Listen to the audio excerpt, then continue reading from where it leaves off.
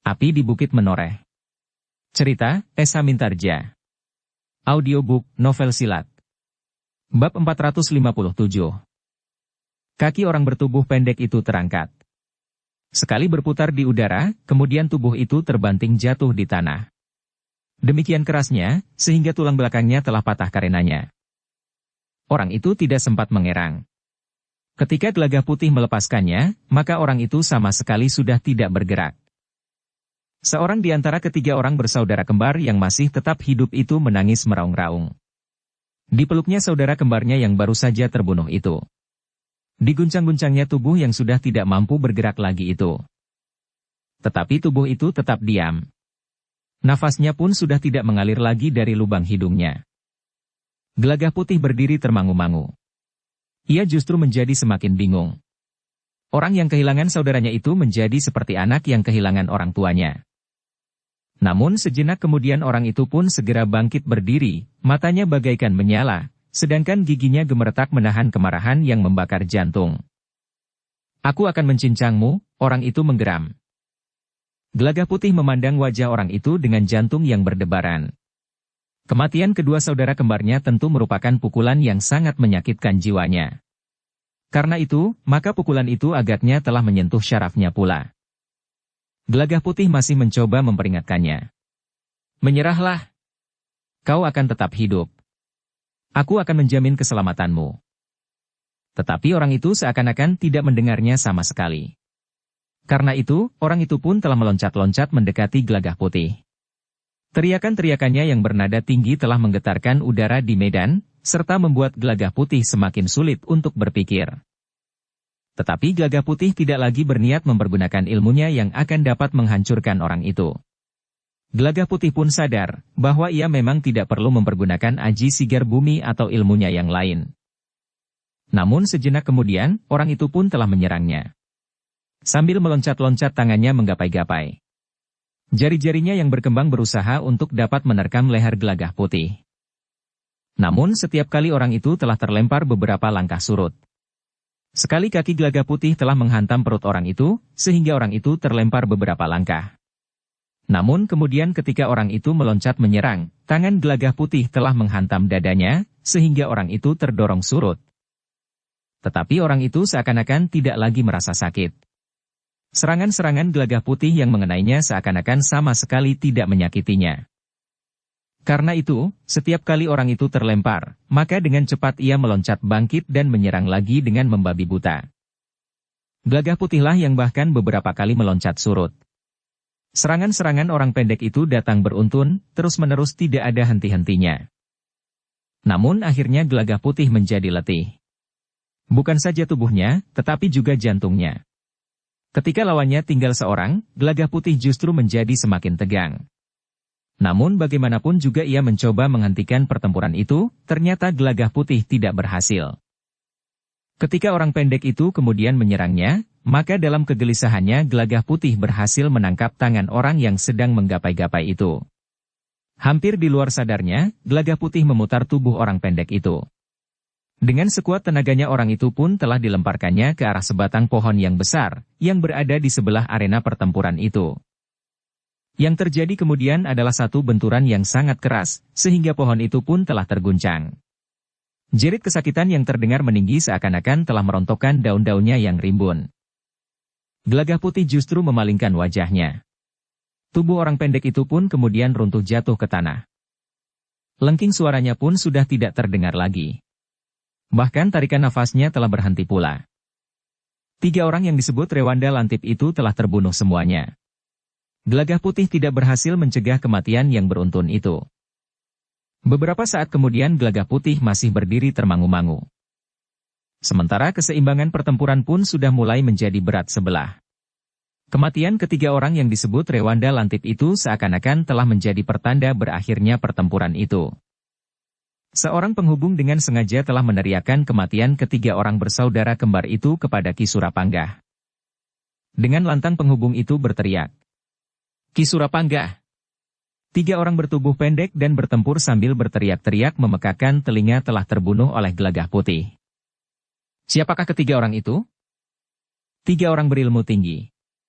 Mereka bertubuh pendek, berbulu lebih lebat dari bulu-bulu tubuhku, berteriak melengking-lengking dan bersenjata tongkat baja dengan kepala bulat sebesar kepalan tangan. Ki Pringgarejalah yang berdesis perlahan dan hanya didengarnya sendiri. Rewanda Lantip. Orang yang mampu membunuhnya itu tentu berilmu iblis. Namun kematian Rewanda Lantip benar-benar mencemaskan Ki Pringgareja.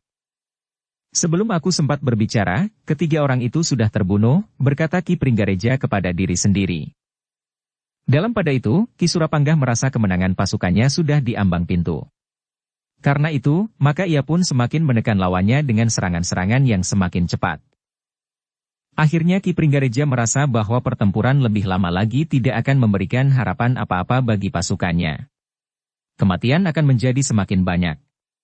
Karena itu, selagi masih ada kesempatan, maka pilihan terakhir bagi Ki Pringgareja adalah meninggalkan medan.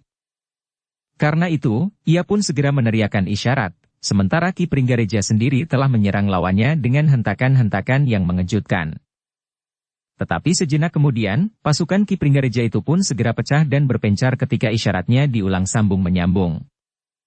Sejenak kemudian, medan pertempuran itu telah menjadi hiruk-pikuk. Orang-orang yang melarikan diri itu berpencaran mencari jalan sendiri-sendiri. Namun cara itulah yang mereka anggap cara terbaik untuk melepaskan diri dari kejaran lawan mereka. Para prajurit serta pengawal tanah perdikan menoreh pun telah menjadi letih. Karena itu, mereka tidak dapat memburu lawan-lawan mereka dengan sepenuh tenaga. Dengan demikian, sebagian dari orang-orang yang melarikan diri itu memang luput dari kejaran para prajurit dan pengawal tanah perdikan menoreh. Namun sebagian lagi telah menyerahkan diri. Mereka telah melemparkan senjata-senjata mereka serta berjongkok sambil meletakkan tangan mereka di kepala. Pertempuran yang sengit di medan yang garang itu pun telah selesai. Para prajurit dan pengawal tanah perdikan tidak lagi mengejar lawan-lawan mereka yang telah menjadi semakin jauh, menyusup di gerumbul-gerumbul perdu, melintasi parit, sungai dan melingkari gumuk-gumuk kecil.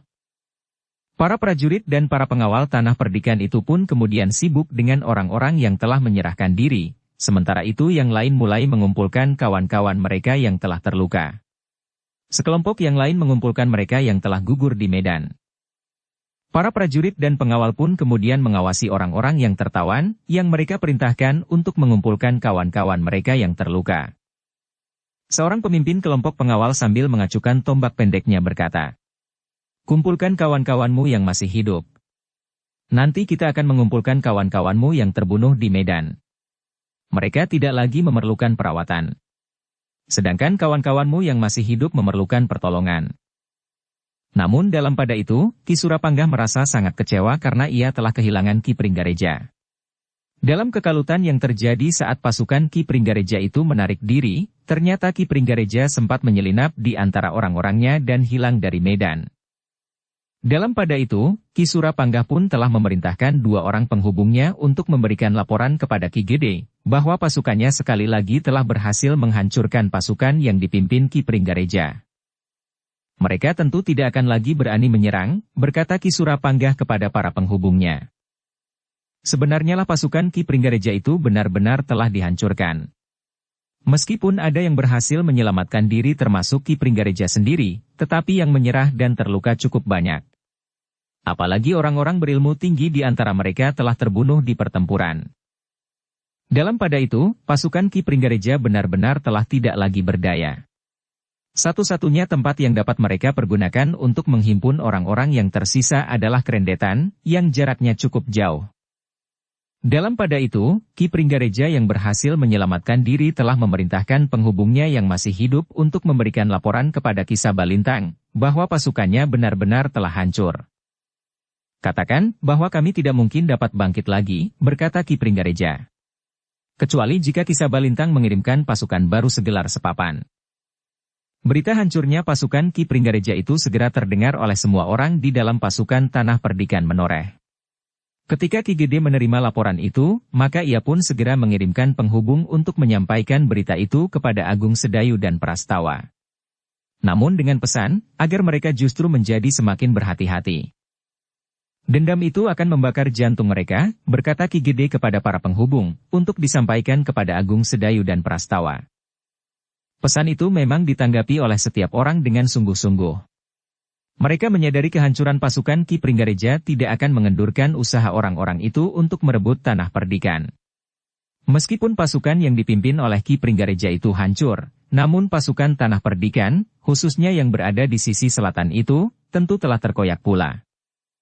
Ki Sabalintang yang mendapat laporan itu segera memanggil para pemimpin yang berada di pasukannya dan yang ada di sisi utara, di bawah pimpinan Ki Sirnasikara. Ki Sabalintang telah memerintahkan penghubung yang datang untuk memberikan laporan itu, menceritakan sendiri apa yang telah terjadi pada pasukan yang dipimpin oleh Ki Pringgareja. Pasukan kami memang hancur, berkata penghubung itu. Tetapi kami juga berhasil membuat pasukan tanah perdikan itu menjadi parah. Mereka harus menyerahkan korban yang cukup banyak. Orang-orang berilmu tinggi yang berhasil membunuh Ki Setrapuguh dan Rewanda Lantip juga mengalami luka parah di bagian dalam tubuhnya, sehingga mereka memerlukan perawatan yang bersungguh-sungguh. Ki Sabalintang serta para pemimpin pasukannya mendengarkan laporan penghubung itu dengan sungguh-sungguh. Kita akan membalas kekalahan itu, geram Ki Sabalintang. Kita tidak akan menyerang besok, berkata Ki Darpatanaya. Kita harus benar-benar siap untuk menghancurkan tanah perdikan. Tapi kita jangan terjebak seperti pasukan Ki Pringgareja. Besok kita mempersiapkan kelompok-kelompok pertahanan. Yang lain akan mempersiapkan diri sebaik-baiknya untuk menggempur pasukan tanah perdikan itu lusa. Sementara kita sempat mengambil sisa-sisa pasukan Ki Pringgareja yang akan dapat mendukung pasukan kita, berapapun jumlahnya. Tetapi orang-orang tanah perdikan itu juga dapat menarik orang-orangnya yang tersisa di sisi selatan. Mereka tidak akan melakukannya. Di sisi selatan masih harus nampak gerakan-gerakan sisa pasukan Ki Pringgareja untuk mengikat pasukan tanah perdikan yang ada di sana. Jika petugas sandi mereka masih melihat kegiatan, setidak-tidaknya di Krendetan, maka mereka tidak akan meninggalkan pertahanan mereka. Ki Sabalintang mengangguk-angguk. Katanya, baiklah. Kita masih mempunyai waktu untuk mempersiapkan pasukan kita sebaik-baiknya. Tetapi Ki Simasikara pun berkata, kita memang mempunyai waktu cukup. Tetapi tanah perdikan juga mempunyai waktu yang cukup. Di hari pertama pasukanku sempat mendesak pasukan tanah perdikan. Penundaan waktu itu justru memberi kesempatan kepada orang-orang tanah perdikan untuk memperkuat diri. Mereka nampaknya telah mengumpulkan setiap laki-laki sampai yang sudah ubanan sekalipun. Demikian pula anak-anak remaja. Bagaimanapun juga mereka akan menambah kekuatan tanah perdikan itu. Apakah kita akan gentar menghadapi remaja dan orang-orang tua yang ubanan? Mungkin tidak, jika kita berhadapan langsung dengan mereka. Tetapi yang remaja dan yang ubanan itu ada di antara pasukan pengawal yang berpengalaman. Sementara remaja dan orang-orang ubanan itu seperti orang yang kesetanan. Mereka sama sekali tidak mengenal takut dan tanpa gentar memasuki medan. Berteriak-teriak sambil mengayun-ayunkan senjata mereka. Sementara itu orang-orang yang berpengalaman ada di antara mereka. Jangan cemaskan remaja dan orang-orang ubanan, berkata Ki Darpatanaya. Kita akan memerintahkan orang-orang kita untuk tidak ragu-ragu. Mereka harus membunuh siapa saja yang mereka temui di medan pertempuran. Termasuk remaja dan orang-orang ubanan, karena remaja dan orang-orang ubanan itu akan membunuh juga lawan-lawan mereka di medan perang. Apalagi orang-orang ubanan itu pada umumnya juga bekas pengawal atau prajurit, sehingga mereka mempunyai pengalaman perang yang cukup. Ki Simasikara mengangguk-angguk. Tetapi ia pun berkata, aku minta orang-orang yang tersisa di sisi selatan itu berada di dalam pasukanku. Aku akan membawa semua orang dalam pasukan cadangan, serta orang-orang yang baru datang semalam dan orang-orang yang akan datang besok. Baik, berkata Ki Sabalintang. Tetapi kita masih tetap berpegang pada rencana kita semula. Pasukanmu harus mampu memasuki tanah perdikan. Kau harus dapat menggapai padukuhan induk dan menguasainya. Sedangkan rencana kedua, jika rencana pertama gagal, kau harus menguasai beberapa padukuhan yang mengacu langkahmu ke padukuhan induk. Ki Simasikara mengangguk-angguk. Tetapi ia pun berkata, pasukan tanah perdikan ternyata cukup kuat. Ki Darpatanayalah yang menyahut. Ya. Justru karena itu, kita harus benar-benar bersiap. Bukankah kita mempunyai orang-orang yang berpengalaman? Di antara kita terdapat bekas prajurit, dan bahkan beberapa orang yang pernah menjadi senapati di pertempuran-pertempuran yang besar. Beberapa orang pemimpin padepokan yang berilmu tinggi. Beberapa orang pengembara yang mengenali lekuk-lekuk dunia ini. Kenapa kita harus gagal, hanya untuk menguasai sebuah tanah perdikan? Betapapun kuatnya tanah perdikan menoreh, tetapi menurut penalaran kita, tanah perdikan tidak akan dapat bertahan setengah hari. Jika kita membuka serangan di saat fajar menyingsing, maka di tengah hari kita harus sudah menguasai padukuhan induknya, menghancurkan lapis-lapis pertahanannya dan membunuh para pemimpinnya. Kidarpatenaya tidak melihat langsung perlawanan orang-orang tanah perdikan, berkata Kisimasikara. Aku tahu, jawab Kidarpatenaya. Tetapi kita juga harus berani melihat kelemahan diri sendiri. Kelemahan kita bukannya pada pasukan yang ada pada kita. Tetapi karena kita sudah merasa kalah sebelum pertempuran dimulai. Tidak, sahut Kisimasikara. Pasukanku sempat mendesak pasukan tanah perdikan. Tetapi mereka benar-benar dengan cepat menanggapi kekalahan mereka dengan mengirimkan pasukan cadangan, sehingga mereka sempat mendesak kita mundur lagi. Kedatangan pasukan cadangan itu sebenarnya tidak berarti apa-apa jika kita tidak mencemaskannya. Aku menolak anggapan itu. Kisimasikara masih berkata dengan lantang. Aku sendiri berada di medan. Aku langsung menyaksikan bagaimana orang-orang berilmu tinggi dari tanah perdikan itu bertahan. Di antara mereka terdapat Empu Wisanata yang berkhianat. Aku tahu itu, jawab Kidarpatenaya. Kita harus menunjuk seseorang untuk menghukum Empu Wisanata. Jangan Kisimasikara, karena Kisimasikara diperlukan oleh seluruh pasukannya. Jadi siapa? Bertanya Kisimasikara. Kidarpatenaya menarik nafas panjang. Katanya, sebenarnya aku ingin membunuh empu yang berkhianat itu. Tetapi aku juga ingin bertemu dengan Ki Lurah Agung Sedayu, yang namanya disanjung-sanjung itu. Aku ingin mengalami sendiri, menjajaki kemampuan Agung Sedayu. Di dalam pasukan tanah perdikan itu juga terdapat Sri Gunting Kuning. Tentu Sri Gunting Kuning yang putih, desis Kidarpatenaya. Tetapi aku tidak berniat untuk menemuinya. Dua orang yang ingin aku selesaikan dalam pertempuran ini, Agung Sedayu dan Empu Wisanata. Jika aku ingin bertemu dengan Agung Sedayu, itu karena aku ingin menjajaki ilmunya. Sedangkan keinginanku untuk bertempur melawan Empu Wisanata, karena aku ingin membunuhnya. Ia pantas dihukum mati karena pengkhianatannya itu. Jadi siapakah yang akan kau hadapi lebih dahulu, bertanya Kisimasikara. Kidarpatenaya memandang Ki Sabalintang sejenak. Dengan ragu-ragu ia bertanya. Bagaimana menurut pendapat Ki Sabalintang? Terserah kepadamu. Jika kau tidak yakin dapat mengalahkan Agung Sedayu, kau dapat menemui Empu Wisanata lebih dahulu. Kidarpatenaya mengerutkan dahinya. Dengan sorot mata yang tajam ia pun berkata. Kau tidak yakin akan kemampuanku? Kau tahu batas kemampuan Agung Sedayu? Ki Sabalintang justru bertanya. Hanya karena kau sendiri tidak mampu mengalahkannya, kau pun mulai meremehkan orang lain. Aku sama sekali tidak meremehkanmu, sahut Ki Sabalintang. Tetapi aku sekedar menyatakan menurut pertimbangan nalar. Aku akan menghadapi Agung Sedayu lebih dahulu. Aku akan membunuhnya. Kemudian aku akan membunuh Empu Wisanata. Mereka berada di medan yang berbeda, sahut Kisimasikara. Aku minta disediakan seekor kuda. Aku akan membunuh Agung Sedayu sebelum matahari sampai ke puncak langit. Kemudian aku akan menuju ke medan yang lain untuk membunuh Empu Wisanata, sebelum pasukan Kisimasikara memasuki padukuhan induk. Terserah kepadamu, berkata Ki Sabalintang. Tetapi aku peringatkan bahwa Agung Sedayu adalah benar-benar seorang yang berilmu tinggi.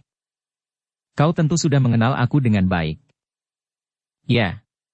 Tetapi kau pun harus tahu, bahwa ada dua orang anak Empu Wisanata yang berada di antara kita, desis Kisimasikara. Aku tahu. Laki-laki dan perempuan, jawab Kidarpatenaya. Agaknya Ki Sabalintang akan mengambil kedua orang anak perempuan Empu Wisanata itu sekaligus. Persetan, geram Ki Sabalintang. Namun Kisimasikaralah yang menyahut. Anak perempuan Empu Wisanata yang muda itu telah ikut berkhianat bersama dengan ayahnya. Oh. Kidarpatenaya mengangguk-angguk. Namun kemudian ia pun berkata. Bagaimanapun juga, tongkat baja putih yang satu lagi sangat diperlukan. Jika sepasang tongkat baja putih itu sudah berada di tangan kita, maka langkah kita akan menjadi pasti. Ki Sabalintang menarik nafas dalam-dalam, ia sadar bahwa yang dikatakan oleh Ki Darpatenaya itu semacam satu tuntutan kepada Ki Sabalintang, bahwa jika ia benar-benar ingin memimpin satu gerakan yang ingin menegakkan kembali perguruan Kedung Jati, maka ia harus mendapatkan tongkat baja putih yang satu lagi. Ternyata hati Duani sangat rapuh, berkata Ki Sabalintang di dalam hatinya. Nampaknya hati Yatni lebih tegar dan hati adiknya. Tetapi Ki Sabalintang itu tidak mengatakan apa-apa lagi. Sejenak kemudian pertemuan itu pun berakhir. Para pemimpin pasukan beserta pembantu-pembantunya pun segera kembali ke pasukan mereka masing-masing. Sementara itu perintah bagi Ki Pringgareja pun telah diberikan. Ia harus membawa sisa-sisa pasukannya ke utara untuk bergabung dengan Ki Sirnasikara. Tetapi Ki Pringgareja masih harus meninggalkan kesan kegiatan di sisi selatan, agar pasukan Tanah Perdikan di sisi selatan itu tetap berjaga-jaga di tempatnya.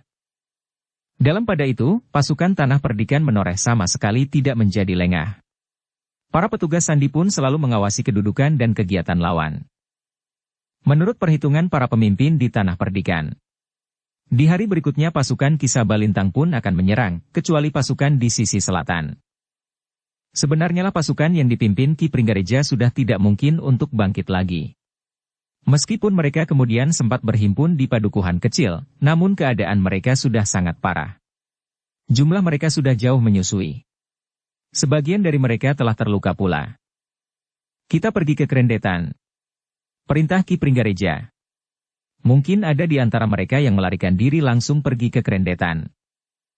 Namun sebelum mereka berangkat ke Krendetan, perintah dari Ki Sabalintang pun datang. Ki Pringgareja dan pasukan yang tersisa harus pergi ke utara.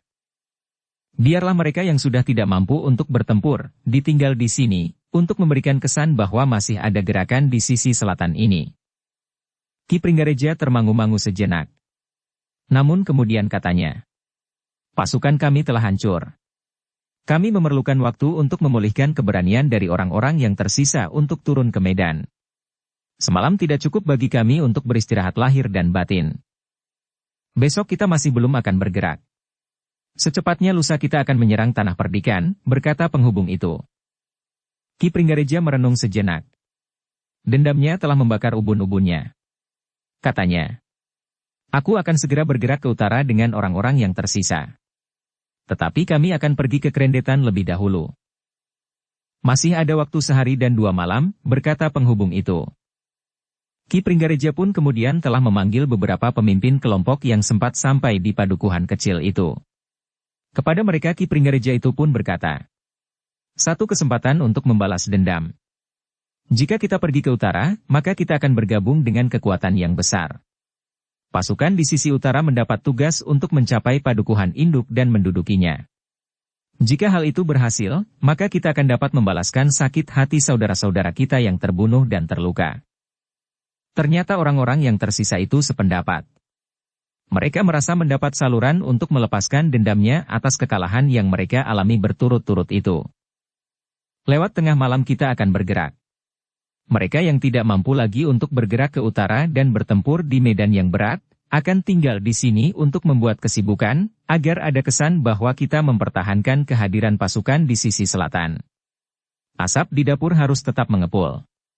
Beberapa orang bersenjata tetap berjaga-jaga di depan perkemahan.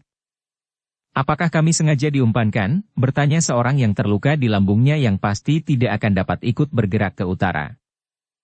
Jangan dungu. Gerakan ini merupakan bagian dari kebulatan gerak pasukan kita di seluruh Tanah Perdikan. Kalau mereka datang menyerang, jika pengawas yang bertugas memberitahukan datangnya serangan, jangan mencoba melawan. Kalian dapat meninggalkan perkemahan kalian dan melarikan diri kemana saja. Kalian akan dapat berhimpun di Krendetan. Orang-orang yang merasa dirinya menjadi sangat lemah itu tidak dapat berbuat lain. Mereka harus menjalankan perintah itu, karena menentang perintah akan dapat berarti kesulitan. Dengan demikian, maka pasukan yang sudah berhimpun itu pun sebagian telah bergerak mendahului meninggalkan Krendetan. Mereka akan membawa seluruh kekuatan yang tersisa, bahkan yang masih berada di Krendetan dalam tugas-tugas khususnya, untuk pergi ke utara bergabung dengan pasukan Ki Simasikara. Demikianlah, seperti yang dikatakan oleh Ki Pringgareja bahwa sisa-sisa pasukannya bergerak ke utara setelah lewat tengah malam. Mereka menempuh perjalanan yang cukup panjang. Tetapi mereka mempunyai waktu yang cukup. Besok mereka masih mempunyai waktu sehari semalam. Kita akan beristirahat di perkemahan Ki Sabalintang, berkata Ki Pringgareja kepada orang-orang yang mengikutinya. Sementara itu, pasukan Tanah Perdikan Menoreh yang berada di sisi selatan itu masih tetap berada di tempatnya. Namun mereka pun ternyata juga mendapat laporan bahwa beberapa kelompok orang telah bergerak dari Krendetan ke utara. Ki Surapanggah telah memastikan bahwa pasukan Ki Pringgareja telah bergabung dengan pasukan Ki Sabalintang. Karena itu, menurut perhitungan Ki Surapanggah, tidak akan ada pertempuran lagi di sisi selatan. Masih nampak penjagaan di sebuah padukuhan kecil. Agaknya mereka yang melarikan diri dari perkemahan mereka tidak langsung mundur ke Krendetan, tetapi berhimpun di sebuah padukuhan kecil. Pasukan itu setiap saat akan dapat bergerak lagi. Lihat padukuhan itu. Jika perlu, masuk ke dalamnya, perintah Ki Surapanggah kepada kedua orang petugas sandinya. Sebenarnya lah kedua orang itu benar-benar memasuki padukuhan itu. Mereka pun benar-benar melihat bahwa tidak ada pertahanan yang memadai. Hanya ada beberapa orang yang berkeliaran di regol padukuhan, seakan-akan sedang berjaga-jaga. Tetapi selain kelompok orang di regol itu, tidak ada lagi kelompok-kelompok yang lain. Apalagi pasukan yang bersiap untuk bertempur. Para petugas sandi itu tidak mengusik beberapa orang yang ada di regol padukuhan. Kedua orang petugas sandi itu sempat melihat bahwa mereka adalah orang-orang yang terluka. Ketika keduanya kemudian menghadap Ki Surapanggah, maka mereka pun meyakini bahwa tidak ada lagi pasukan yang mampu berbuat sesuatu yang berarti.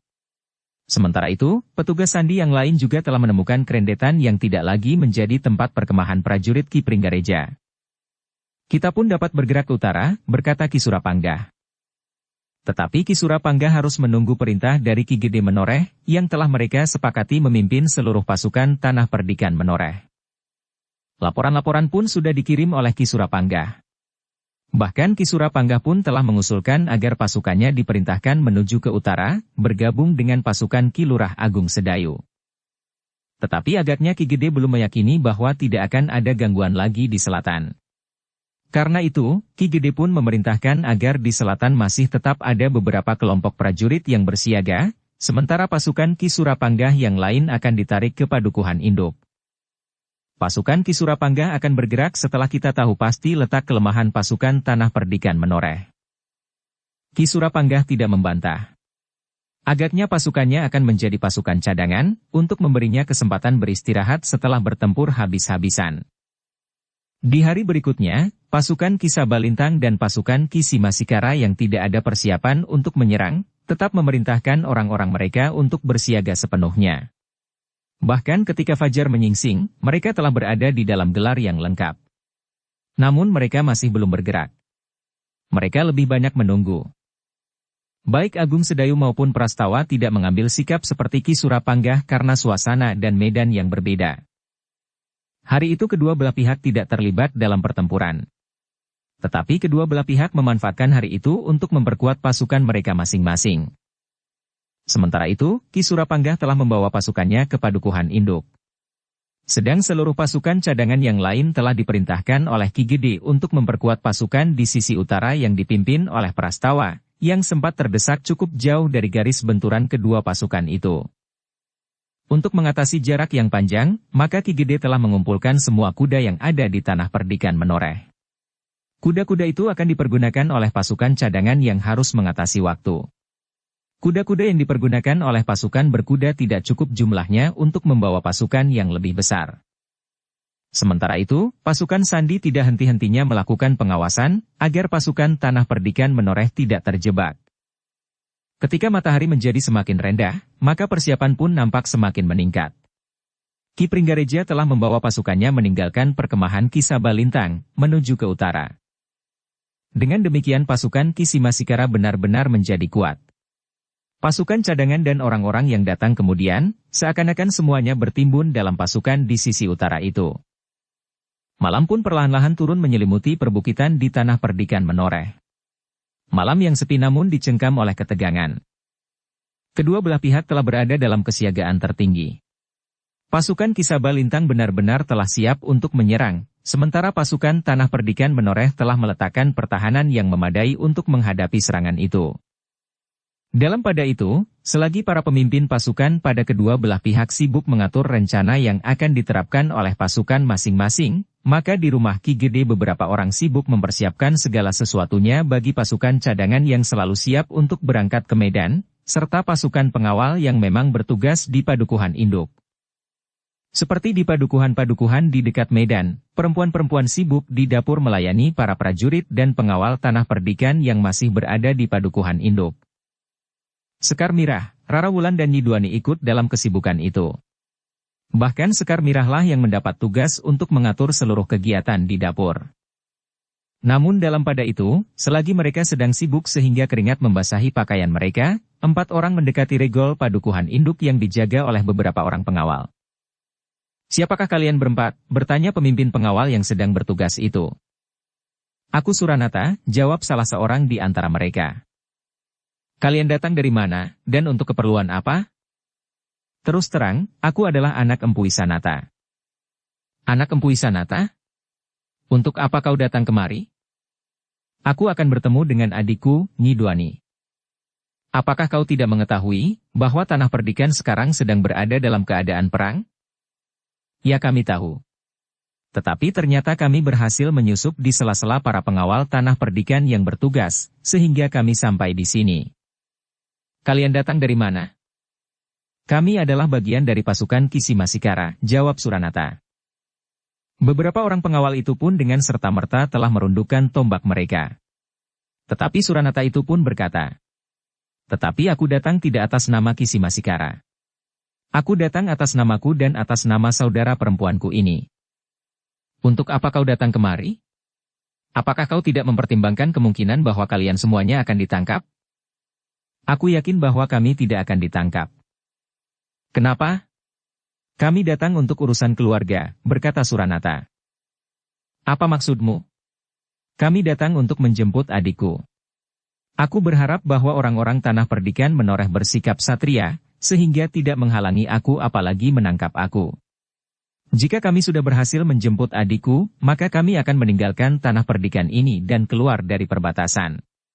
Meskipun besok kami akan datang kembali bersama seluruh pasukan kami yang kuat. Kalian tentu sedang melakukan tugas sandi. Kami bukan orang gila. Jika kami melakukan tugas sandi, kami tidak akan datang menemuimu yang sedang bertugas di gerbang Padukuhan Induk ini, karena kami datang melakukan tugas kami dengan baik di luar penglihatan para petugas di Tanah Perdikan." "Siapa yang akan kau jemput?" "Tentu juga anak Empu Isanata."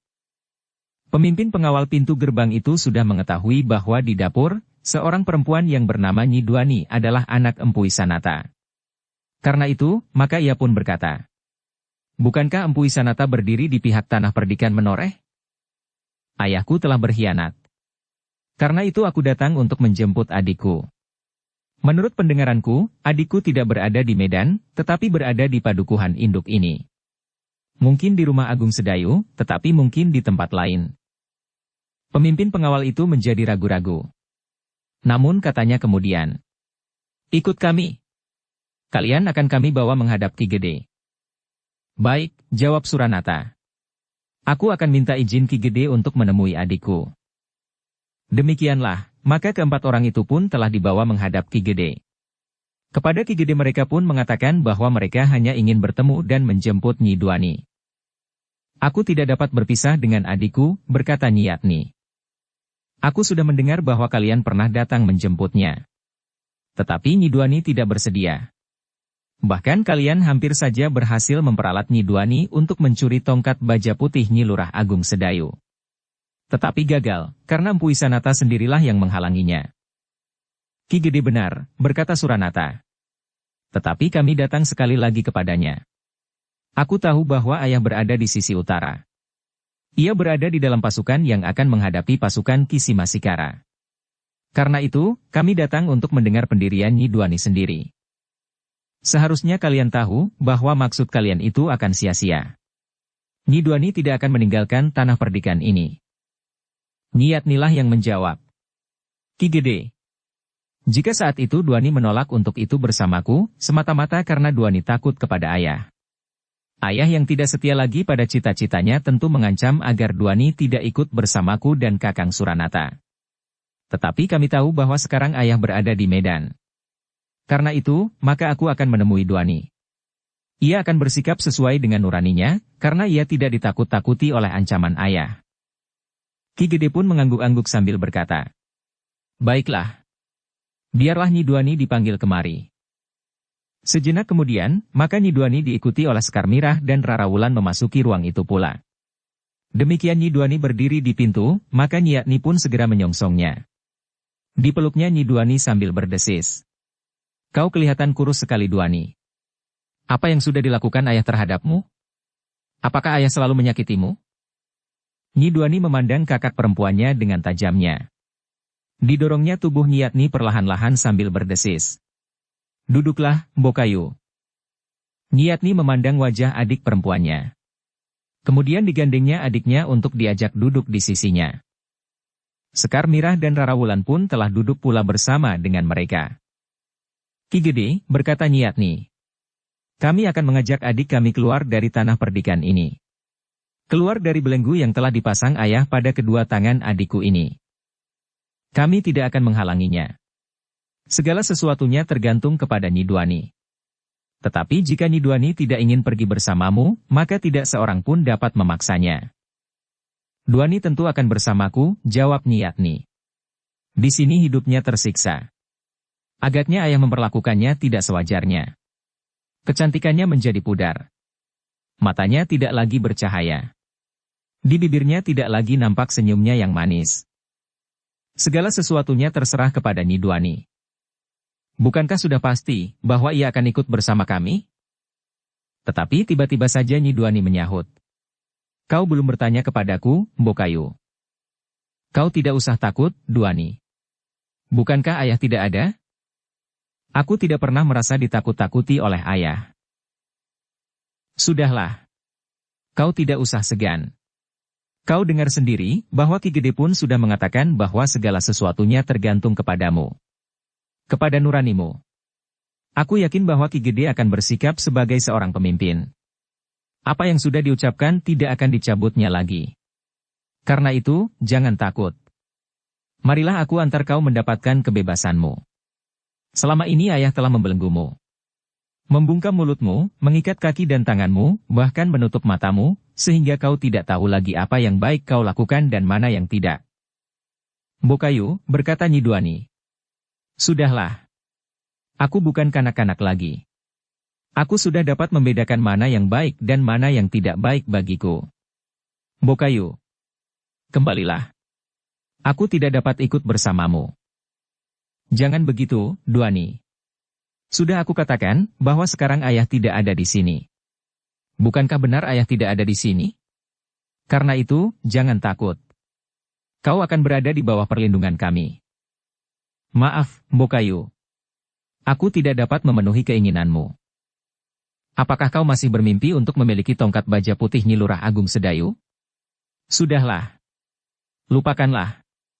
Kami kelak yang akan mengambilnya langsung dari tangan Nyi Lurah. Jika kau ingin memilikinya, kami akan memberikannya kepadamu." Nyi Duani tersenyum. Katanya, "Mungkin seorang anak masih akan mengubah sikapnya, jika kepadanya ditawarkan mainan yang menarik atau makanan yang disenanginya." "Duani." Suranata memotong.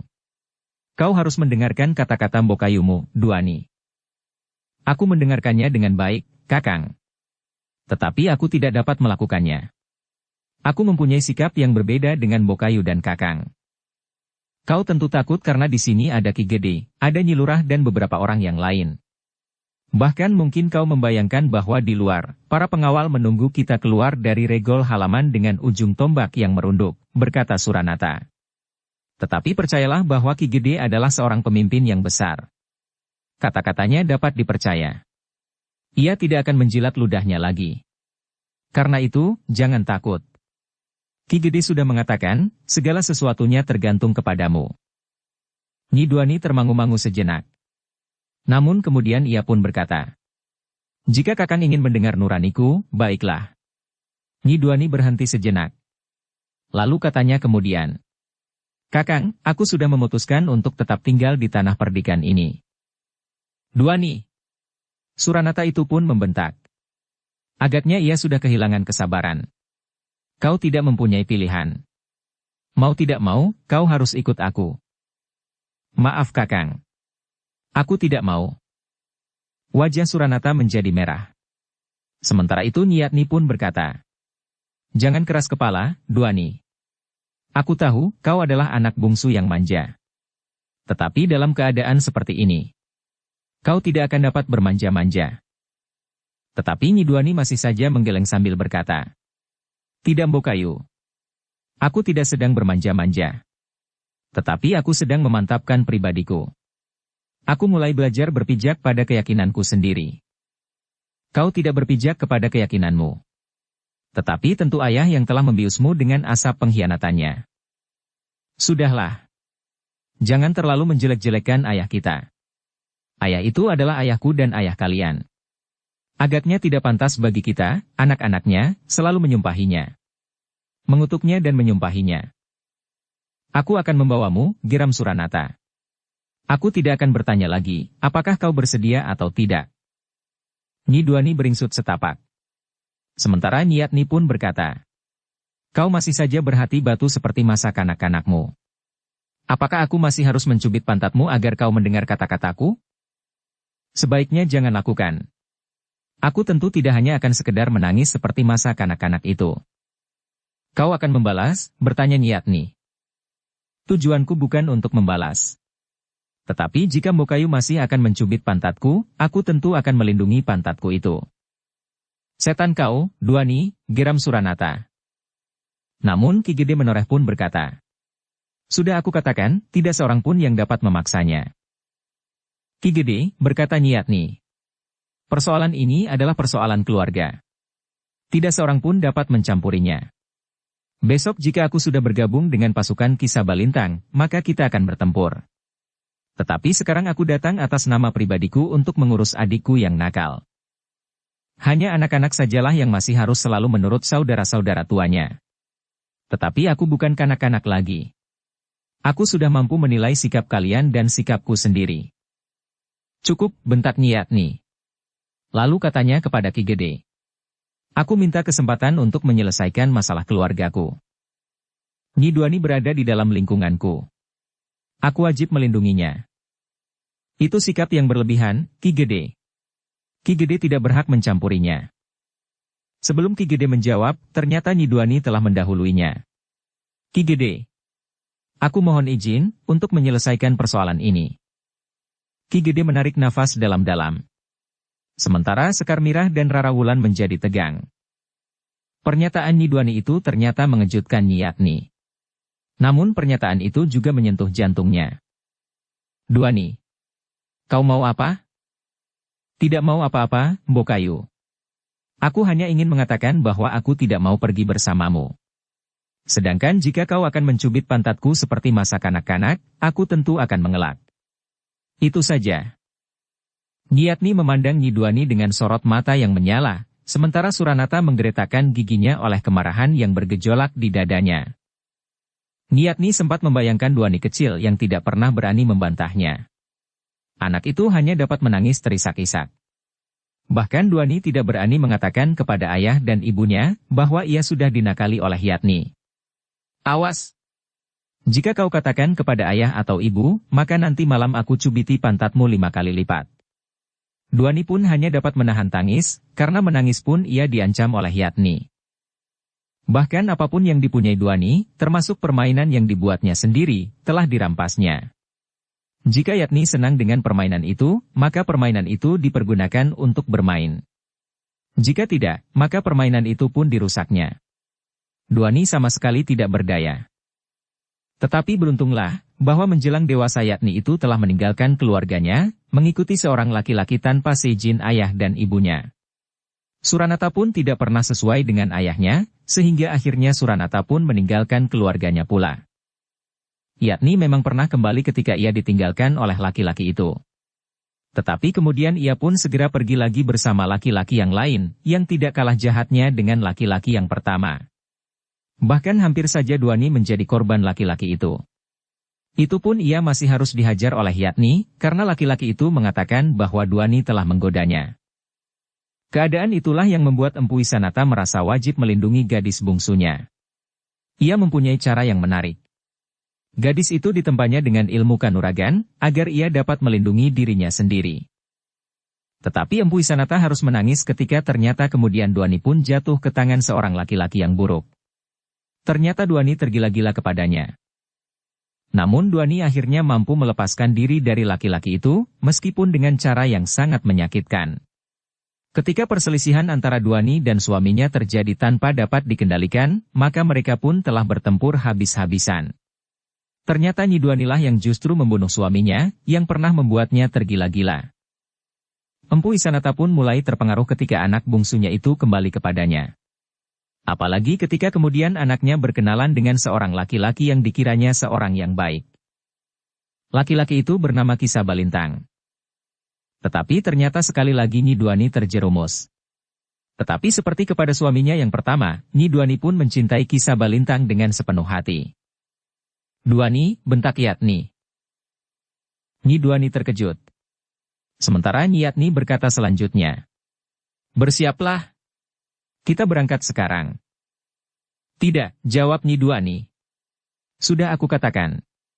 Aku tidak mau pergi bersamamu." "Aku akan memaksamu, Duani," berkata Nyi Yatni.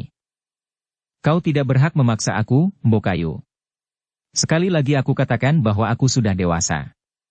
Aku bukan kanak-kanak lagi, sehingga karena itu maka aku berhak menentukan sikapku bagi kebaikanku."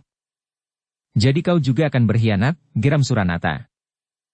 "Aku tidak merasa berkhianat kepada siapa-siapa. Tetapi kau telah menyeberang. Adalah wajar sekali jika sikap seseorang itu dapat berubah pada suatu saat," jawab Nyi Duani. "Aku akan memaksamu," berkata penghubung itu. "Tidak. Aku berada pada satu lingkungan yang aku pilih sekarang." "Duani," suara Nyi Yatni menjadi lantang. "Jika kau tidak mau pergi bersamaku, lebih baik aku membunuhmu." Jantung Nyi Duani sama sekali tidak bergetar. Bahkan ia menjawab, "Sudah aku katakan, Mbokayu. Jika Mbokayu akan mencubit pantatku, aku akan melindunginya." "Aku tantang kau berperang tanding, Duani," suara Nyi Yatni bergetar. "Gila!" Suranata berteriak. "Kita tidak ingin membunuhnya, Yatni. Tetapi kita ingin membawanya bersama dengan kita." Tetapi ia menolak. "Karena itu, bagiku lebih baik Duani dihancurkan sama sekali daripada harus berkhianat." Suranata menjadi sangat tegang. Kedua perempuan itu adalah adiknya. Karena itu, maka ia pun kemudian berkata, "Duani, kau jangan keras kepala.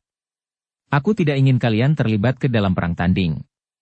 Tetapi aku justru ingin kita bertiga berkumpul menjadi satu seperti masa kanak-kanak kita. Kau tahu sendiri, anak manja itu telah menolak kemauan baik kita," sahut Nyi Yatni. Suranata termangu-mangu sejenak. Sementara Nyi Yatni pun berkata, "Ki Gede, aku minta orang-orang Tanah Perdikan tidak mencampuri persoalan antara keluarga kami." Ki Gede termangu-mangu sejenak. Namun Ki Gede itu terkejut ketika tiba-tiba saja Nyi Duani itu pun berkata, "Apakah Kakang Suranata akan melindungi aku jika aku ikut bersama Kakang?" "Terlambat, Duani," teriak Nyi Yatni. "Kau sudah tidak mempunyai kesempatan lagi." "Yakni," desis Suranata. "Aku sudah berkeputusan untuk tidak mempunyai saudara perempuan," sahut Nyi Yatni. Yang terdengar adalah suara Duani tertawa. Katanya, "Inilah sebenarnya yang dikehendaki Mbokayu, Kakang. Mbokayu tidak benar-benar ingin mengajakku berkumpul kembali. Kakang tentu tahu, apa yang selalu dilakukannya atasku sejak kita masih kanak-kanak. Dan sekarang Mbokayu masih ingin mengulanginya. Mbokayu ingin merampas permainanku." "Apa maksudmu?" berkata Suranata. "Seandainya aku bersedia ikut, maka aku tidak akan pernah dapat keluar dari perbatasan Tanah Perdikan ini. Besok pagi jika perang berkobar, pasukan Tanah Perdikan akan menemukan mayatku di medan. Hal itu tentu akan mempengaruhi ayah yang berada di medan itu pula." "Tidak," jawab Suranata. "Mungkin Kakang tidak berniat berbuat demikian. Tetapi Kakang tidak akan dapat mencegah jika hal itu dilakukan oleh Mbokayu.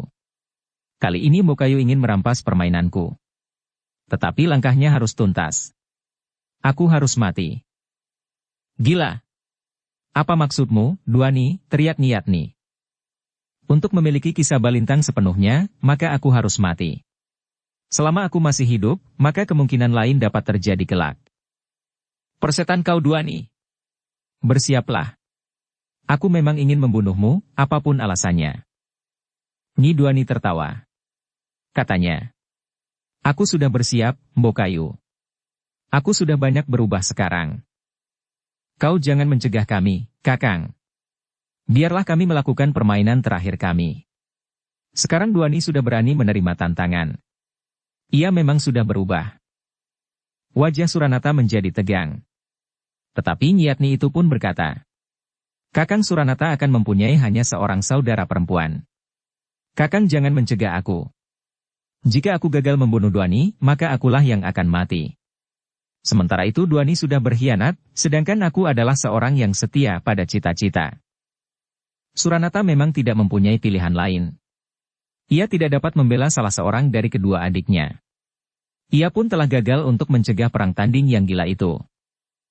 Meskipun demikian, Suranata itu pun bertanya. Yatni, apakah tidak ada jalan lain untuk menyelesaikan persoalanmu dengan Duani? Salah seorang di antara kami harus mati, Kakang. Aku benci Duani sejak kanak-kanak. Ia terlalu manja, sehingga aku harus tersisih dari kasih sayang orang tua kita.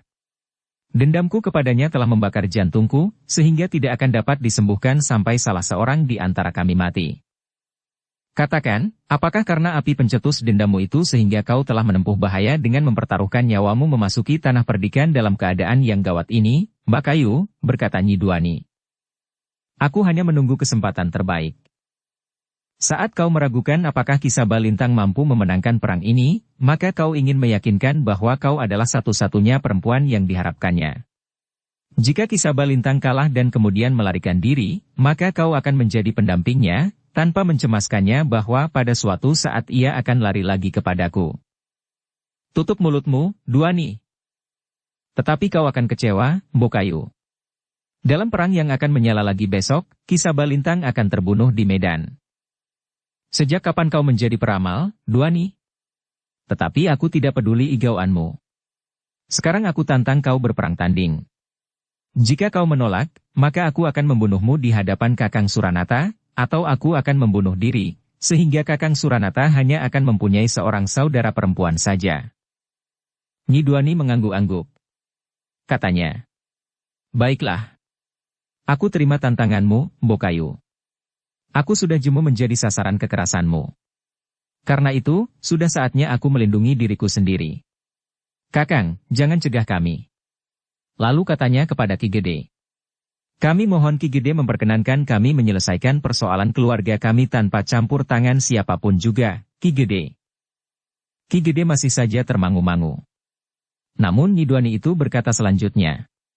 Nyi Lurah, Rara Wulan, doakan agar aku dapat keluar dari pertikaian ini.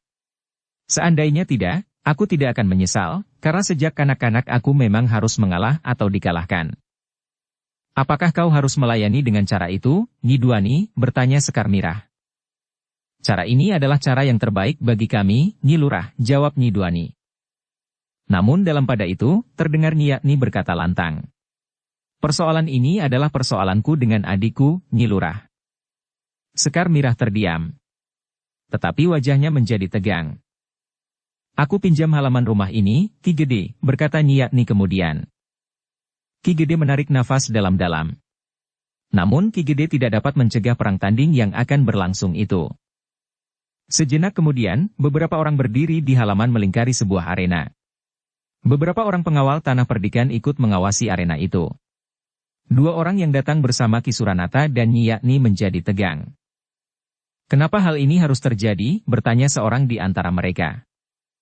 Aku sudah mencoba mencegahnya, desis Suranata. Apakah kau tidak dapat berbuat lebih keras untuk mencegah kedua orang saudara perempuanmu saling membunuh? Jika aku mencegahnya, Yatni tentu akan menantang aku berperang tanding. Aku tidak akan dapat membunuhnya. Tetapi Yatni dapat melakukannya terhadapku, jika ia mendapat kesempatan. Kami bukan orang baik-baik, berkata yang lain. Tetapi kami tidak akan dapat berbuat seperti Nyatni. Tidak seorang pun mampu mengendalikan keliarannya. Jika ia berhasil mendapatkan Kisah Balintang, mudah-mudahan Kisah Balintang dapat menjinakkan kebinalannya. Suasana di halaman itu menjadi tegang. Niatni sudah berhadapan dengan adiknya, Nyi Duani. Bersiaplah, Duani, geram Niatni. Sekar Mirah dan Rarawulan menjadi agak tenang melihat ketenangan Nyi Duani. Perlahan-lahan Nyi Duani mengangkat wajahnya. Perempuan itu tersenyum melihat bulan memancar di langit. Meskipun bulan itu belum bulat, tetapi cahayanya cukup terang menyinari halaman rumah Ki Gede. Nyi Duani itu meletakkan telapak tangannya di dadanya. Kemudian mengacukannya ke arah bulan yang terapung di wajah langit yang jernih. Kau lihat bulan itu, Nyi Lurah. Di luar sadarnya Nyi Lurah pun mengangkat wajahnya. Demikian pula Rarawulan. Mereka melihat bulan mengambang di sela-sela taburan bintang. Dengan nada dalam Sekar Mirah menjawab. Iya, Nyi Duani. Bulan cerah. Cahayanya mematangkan ilmuku, Nyi. Nyi Duani menarik nafas dalam-dalam. Dipandanginya kakak perempuan dengan tajamnya. Sementara itu Niatni pun berkata. Pandangilah bulan itu sepuas hatimu, Duani. Malam ini adalah malam terakhir kau melihat bulan. Cahayanya meresap mengaliri urat-urat darahku, Bokayu. Marilah. Aku sudah bersiap. Demikianlah, kedua orang perempuan itu segera bersiap. Sambil bergeser selangkah Niatni menggeram. Aku akan membunuhmu dengan tanganku, Duani. Jika kau terbiasa bertempur dengan senjata, tariklah senjatamu. Nyi Duani tidak menjawab. Tetapi ia justru bergerak mendekati kakak perempuannya. Niatni itu pun segera meloncat menyerang dengan garangnya. Tangannya terjulur lurus menggapai dada Nyi Duani, tetapi dengan tangkas Nyi Duani bergeser menyamping, sehingga tangan Niatni itu tidak menyentuhnya. Namun serangan kaki Niatnilah yang kemudian menyambar lambung. Namun Nyi Duani pun sempat mengelak. Bahkan Nyi Duanilah yang kemudian meloncat menyerang. Tangannya menebas mendatar mengarah kening. Namun dengan cepat Niatni menunduk, sehingga tangan itu melayang mendatar di atas kepalanya. Demikianlah. Keduanya pun segera terlibat dalam pertempuran yang sengit. Keduanya saling berloncatan. Saling menyerang dan saling menghindar. Sekali-sekali Nyi Duani terdesak. Namun kemudian Niatnilah yang meloncat surut. Namun perlawanan Nyi Duani itu sangat mengejutkan Niatni. Ia tidak mengira bahwa adik perempuannya itu memiliki ilmu yang mapan, yang benar-benar mampu melindungi dirinya. Niatni memang sudah mendengar bahwa adiknya telah berlatih olah kanuragan. Ayahnya lah yang menuntunnya. Tetapi ia tidak mengira bahwa kemampuannya cukup tinggi. Niatni kurang memperhitungkan bahwa Nyi Duani pernah menempa dirinya sebelum ia menantang Nyi Lurah Agung Sedayu untuk berperang tanding. Sementara itu kepercayaan Nyi Duani bahwa cahaya bulan yang meresap ke dalam dirinya mampu mendukung ilmunya, telah mempengaruhinya pula. Meskipun Nyi Duani tidak dapat mengalahkan Nyi Lurah Agung Sedayu, namun kemampuannya memang meningkat semakin tinggi. Bahkan perang tanding yang dilakukannya melawan Nyi Lurah memberikan pengalaman yang sangat berharga baginya. Karena itu, ketika ia harus menghadapi kakak perempuannya, maka Nyi Duani mampu bersikap lebih tenang dari kakak perempuan itu. Niatni yang marah itu pun dengan cepat meningkatkan ilmunya. Serangan-serangannya datang membadai. Susul menyusul tidak henti-hentinya. Tetapi pertahanan Nyi Duani pun sangat rapat. Bahkan sekali-sekali Nyi Duani sempat membalas menyerang.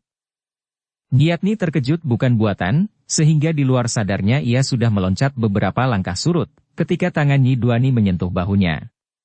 3 jari Nyi Duani yang terjulur lurus telah mengenai pundak Niatni, sehingga Niatni harus berdesis menahan sakit yang menyengat sambil meloncat mengambil jarak. Nyi Duani tidak memburunya.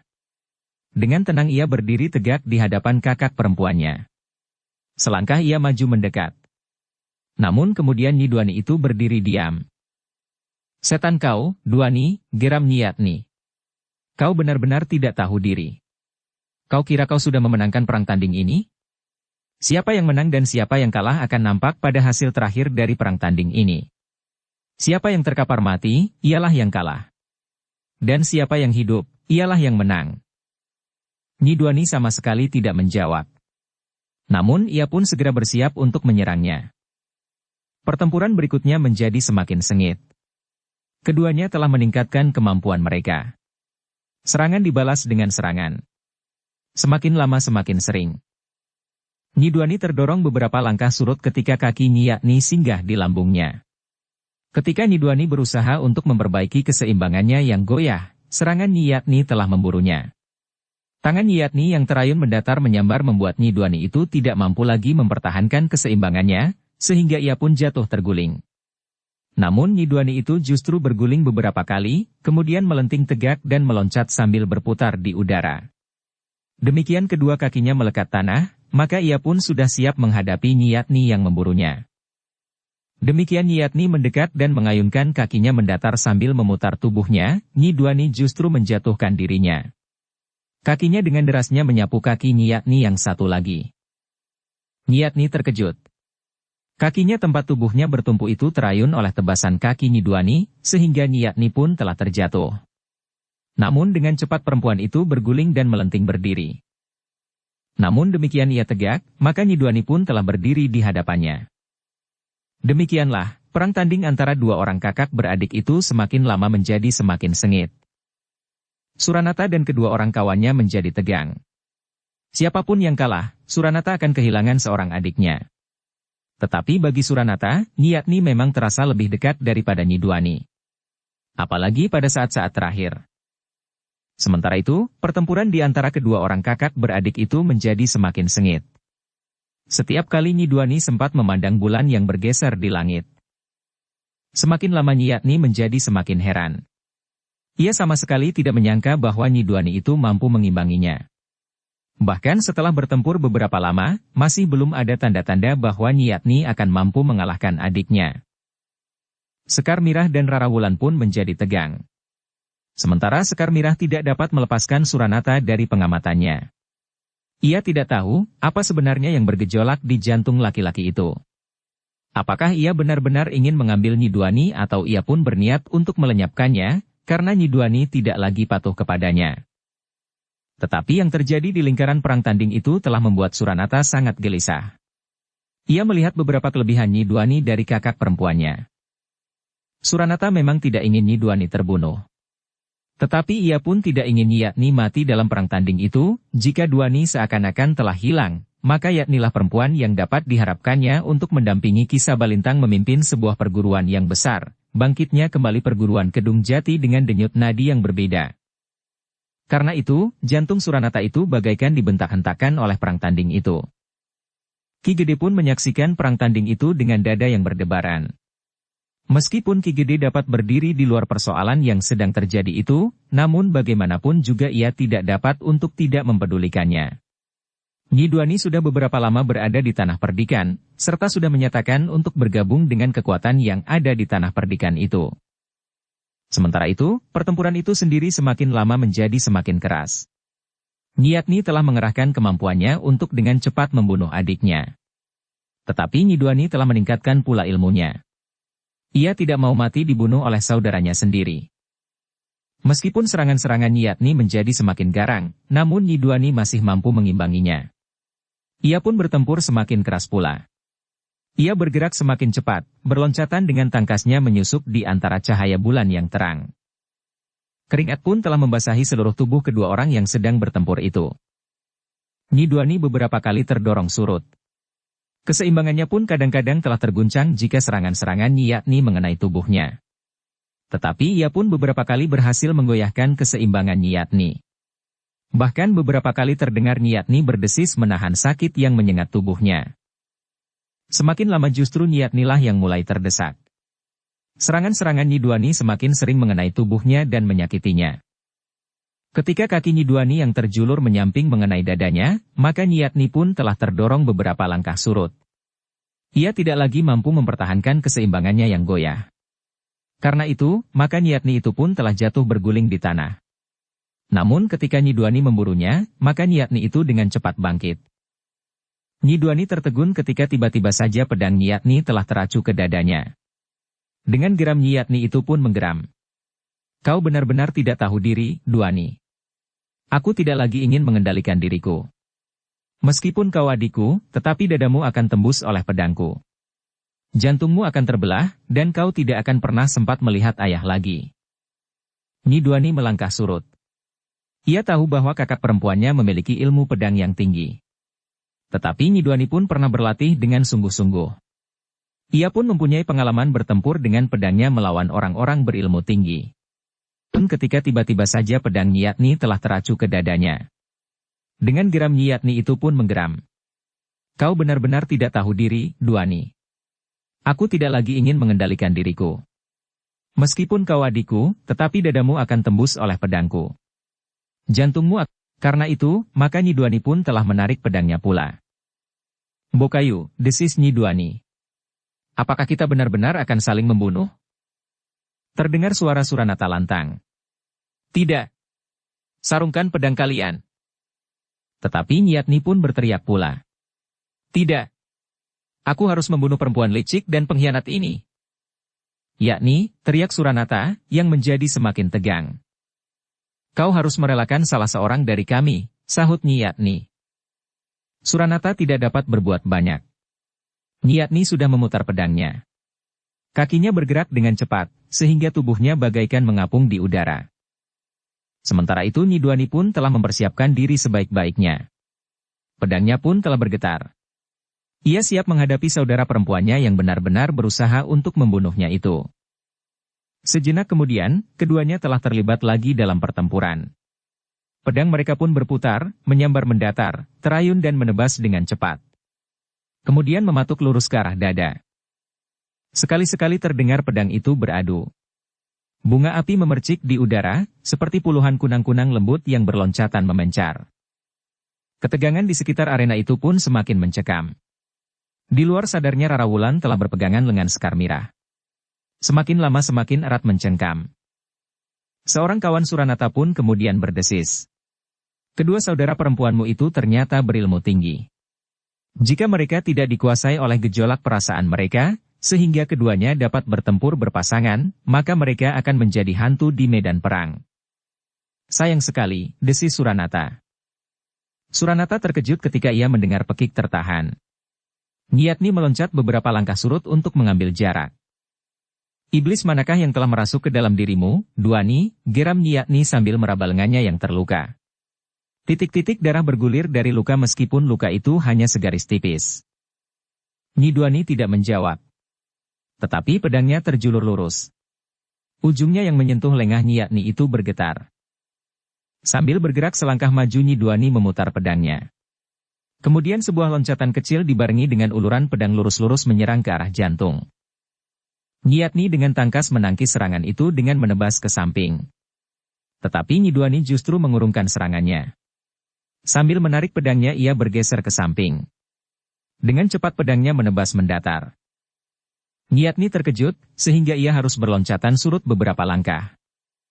Ternyata Suranata pun terkejut di luar sadarnya ia pun berdesis lirih. Luar biasa. Ternyata Duani maju dengan cepat. Seorang kawan Suranata pun berdesis. Aku justru mencemaskan Nyi Yatni. Suranata menarik nafas dalam-dalam. Katanya. Mereka berperang tanding dengan adil. Kawannya yang lain mengangguk. Katanya. Nampaknya tidak ada jalan untuk menghentikan mereka sebelum salah seorang dari mereka terbunuh. Yang terbunuh itu adalah saudara perempuanku, siapapun mereka. Kedua orang kawan suara itu terdiam. Sebenarnya lah perang tanding itu menjadi semakin seru. Namun orang-orang yang berdiri di luar arena, yang sedikit mempunyai ilmu kanuragan, mulai melihat bahwa Nyi Duani berhasil sedikit demi sedikit mendesak Nyi Yatni. Beberapa saat kemudian, ujung pedang Nyi Duani pun telah menyentuh bahu Nyi Yatni, sehingga Nyi Yatni itu sekali lagi harus meloncat surut. Tetapi sejenak kemudian, ujung pedang Nyi Yatni lah yang telah menyentuh pundak Nyi Duani. Ketika keduanya sudah mulai terluka, maka pertempuran pun benar-benar tidak terkendali. Keduanya berloncatan dengan tangkasnya. Senjata mereka berputaran dengan cepatnya. Setiap kali terdengar kedua senjata itu beradu dengan kerasnya. Suaranya berdentang mengguncang jantung orang-orang yang menyaksikannya. Namun sebenarnya lah Nyi Yatni menjadi semakin terdesak. Nyi Duani rasa-rasanya bergerak semakin cepat. Pedangnya berputaran. Pantulan cahaya bulan pada daun pedangnya yang berputar itu nampak bagaikan kilatan-kilatan cahaya, yang memancar dari dalam kabut yang putih. Sebenarnya lah bahwa Nyi Yatni pun merasakan tekanan yang semakin berat. Tetapi Nyatni yang sejak kanak-kanaknya tidak pernah mau mengalah, apalagi dikalahkan oleh Nyi Duani, tidak mau melihat kenyataan itu. Bahkan Nyatni itu berusaha untuk mengerahkan segenap kemampuannya. Hentakan ilmu Nyatni memang mampu mengejutkan Nyi Duani sehingga Nyi Duani itu terdesak surut. Tetapi sejenak kemudian, perempuan itu pun menjadi mapan kembali. Serangan-serangan Nyatni tidak mampu mendesaknya. Ujung pedang Nyatni tidak mampu lagi menyentuh tubuh Nyi Duani, yang juga mengerahkan kemampuannya. Bahkan kemudian ujung pedang Nyi Duani yang menebas menyilang telah menggores lambung Nyatni serta mengoyakkan pakaiannya. Kemarahan Nyatni rasa-rasanya tidak dapat dibendung lagi. Tetapi apapun yang dilakukannya, namun Nyatni itu tidak mampu lagi melukai tubuh adiknya. Nyi Duani rasa-rasanya telah menjadi semakin mapan. Sekali-sekali Nyi Duani masih menengadahkan wajahnya ke langit. Dilihatnya bulan bergeser terus. Tetapi bulan masih tergantung tinggi di langit, masih banyak waktu bagi Nyi Duani untuk menyelesaikan pertempuran itu, sebelum bulan itu bersembunyi di balik cakrawala. Dalam pada itu, meskipun Nyatni merasakan tekanan yang semakin berat dari serangan-serangan Nyi Duani, apalagi tubuhnya yang telah terluka, sedangkan darahnya sudah mengalir menitik di atas bumi menoreh, tetapi Nyatni sama sekali tidak mau mengakui kenyataan itu. Ia masih saja merasa sebagaimana Nyatni di masa kanak-kanak, yang dapat berlaku garang terhadap Duani. Dalam puncak kemarahannya, Nyatni itu pun berkata lantang. "Kau harus menyerah, Duani. Kau harus merelakan nyawamu. Aku inginkan itu. Dan kau tidak boleh membantah." Tetapi Nyi Duani itu menyahut. "Nyawaku bukan barang mainan yang dapat kau rampas, Bokayu. Kemudian jika kau tidak menyukainya, dapat kau rusakkan dan kau hempaskan ke lubang sampah. Nyawaku itu sangat berarti bagiku. Aku tidak peduli. Aku ingin nyawamu. Sayang. Kali ini aku tidak dapat memenuhi keinginanmu. Jika saja kau ingin merampas Kisah Balintang, ambillah. Campakkan jika kau tidak suka. Tetapi setialah kepadanya jika kau memang menghendakinya." Nyatni meloncat surut. Namun tiba-tiba saja ia menggeram. "Jika kau masih hidup, maka pada suatu saat kau akan mengambilnya kembali. Aku berjanji." "Berjanji apa?"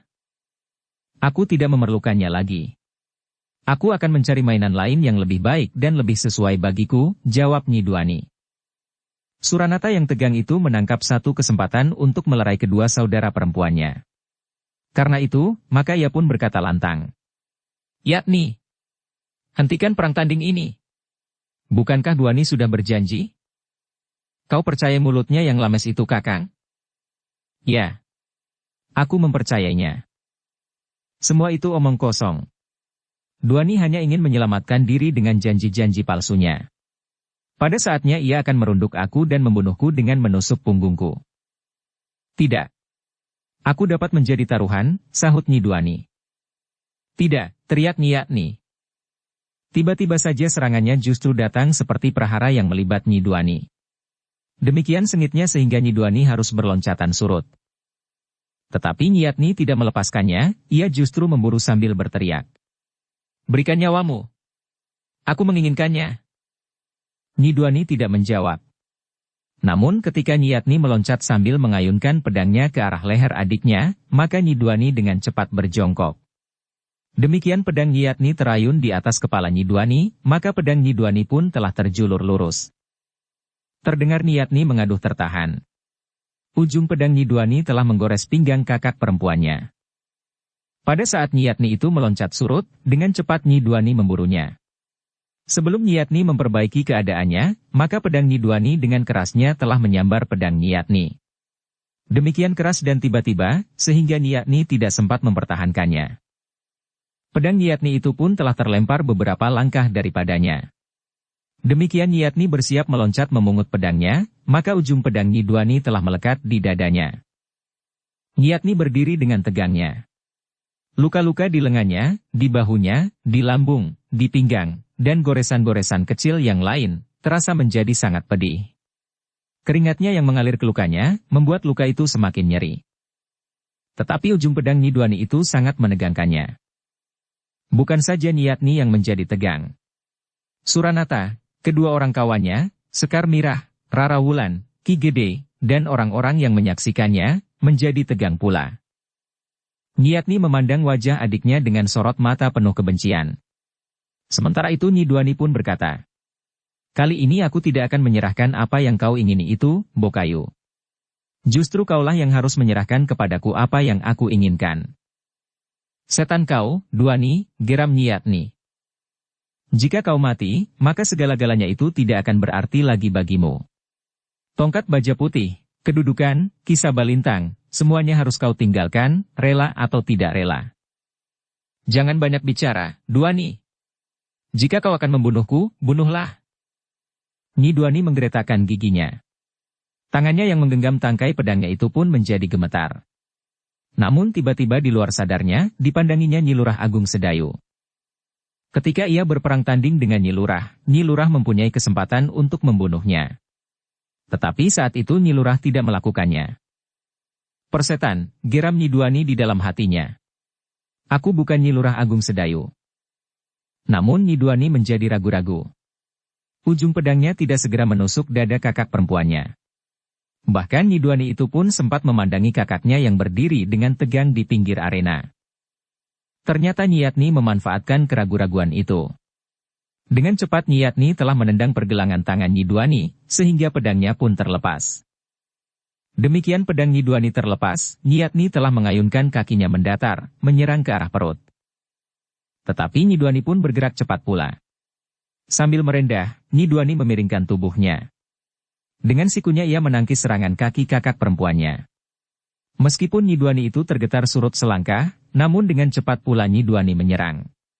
Dengan satu putaran, kakinya terayun mendatar menyambar dada kakak perempuannya yang sudah menjadi semakin lemah, karena darah yang menetes dari lukanya.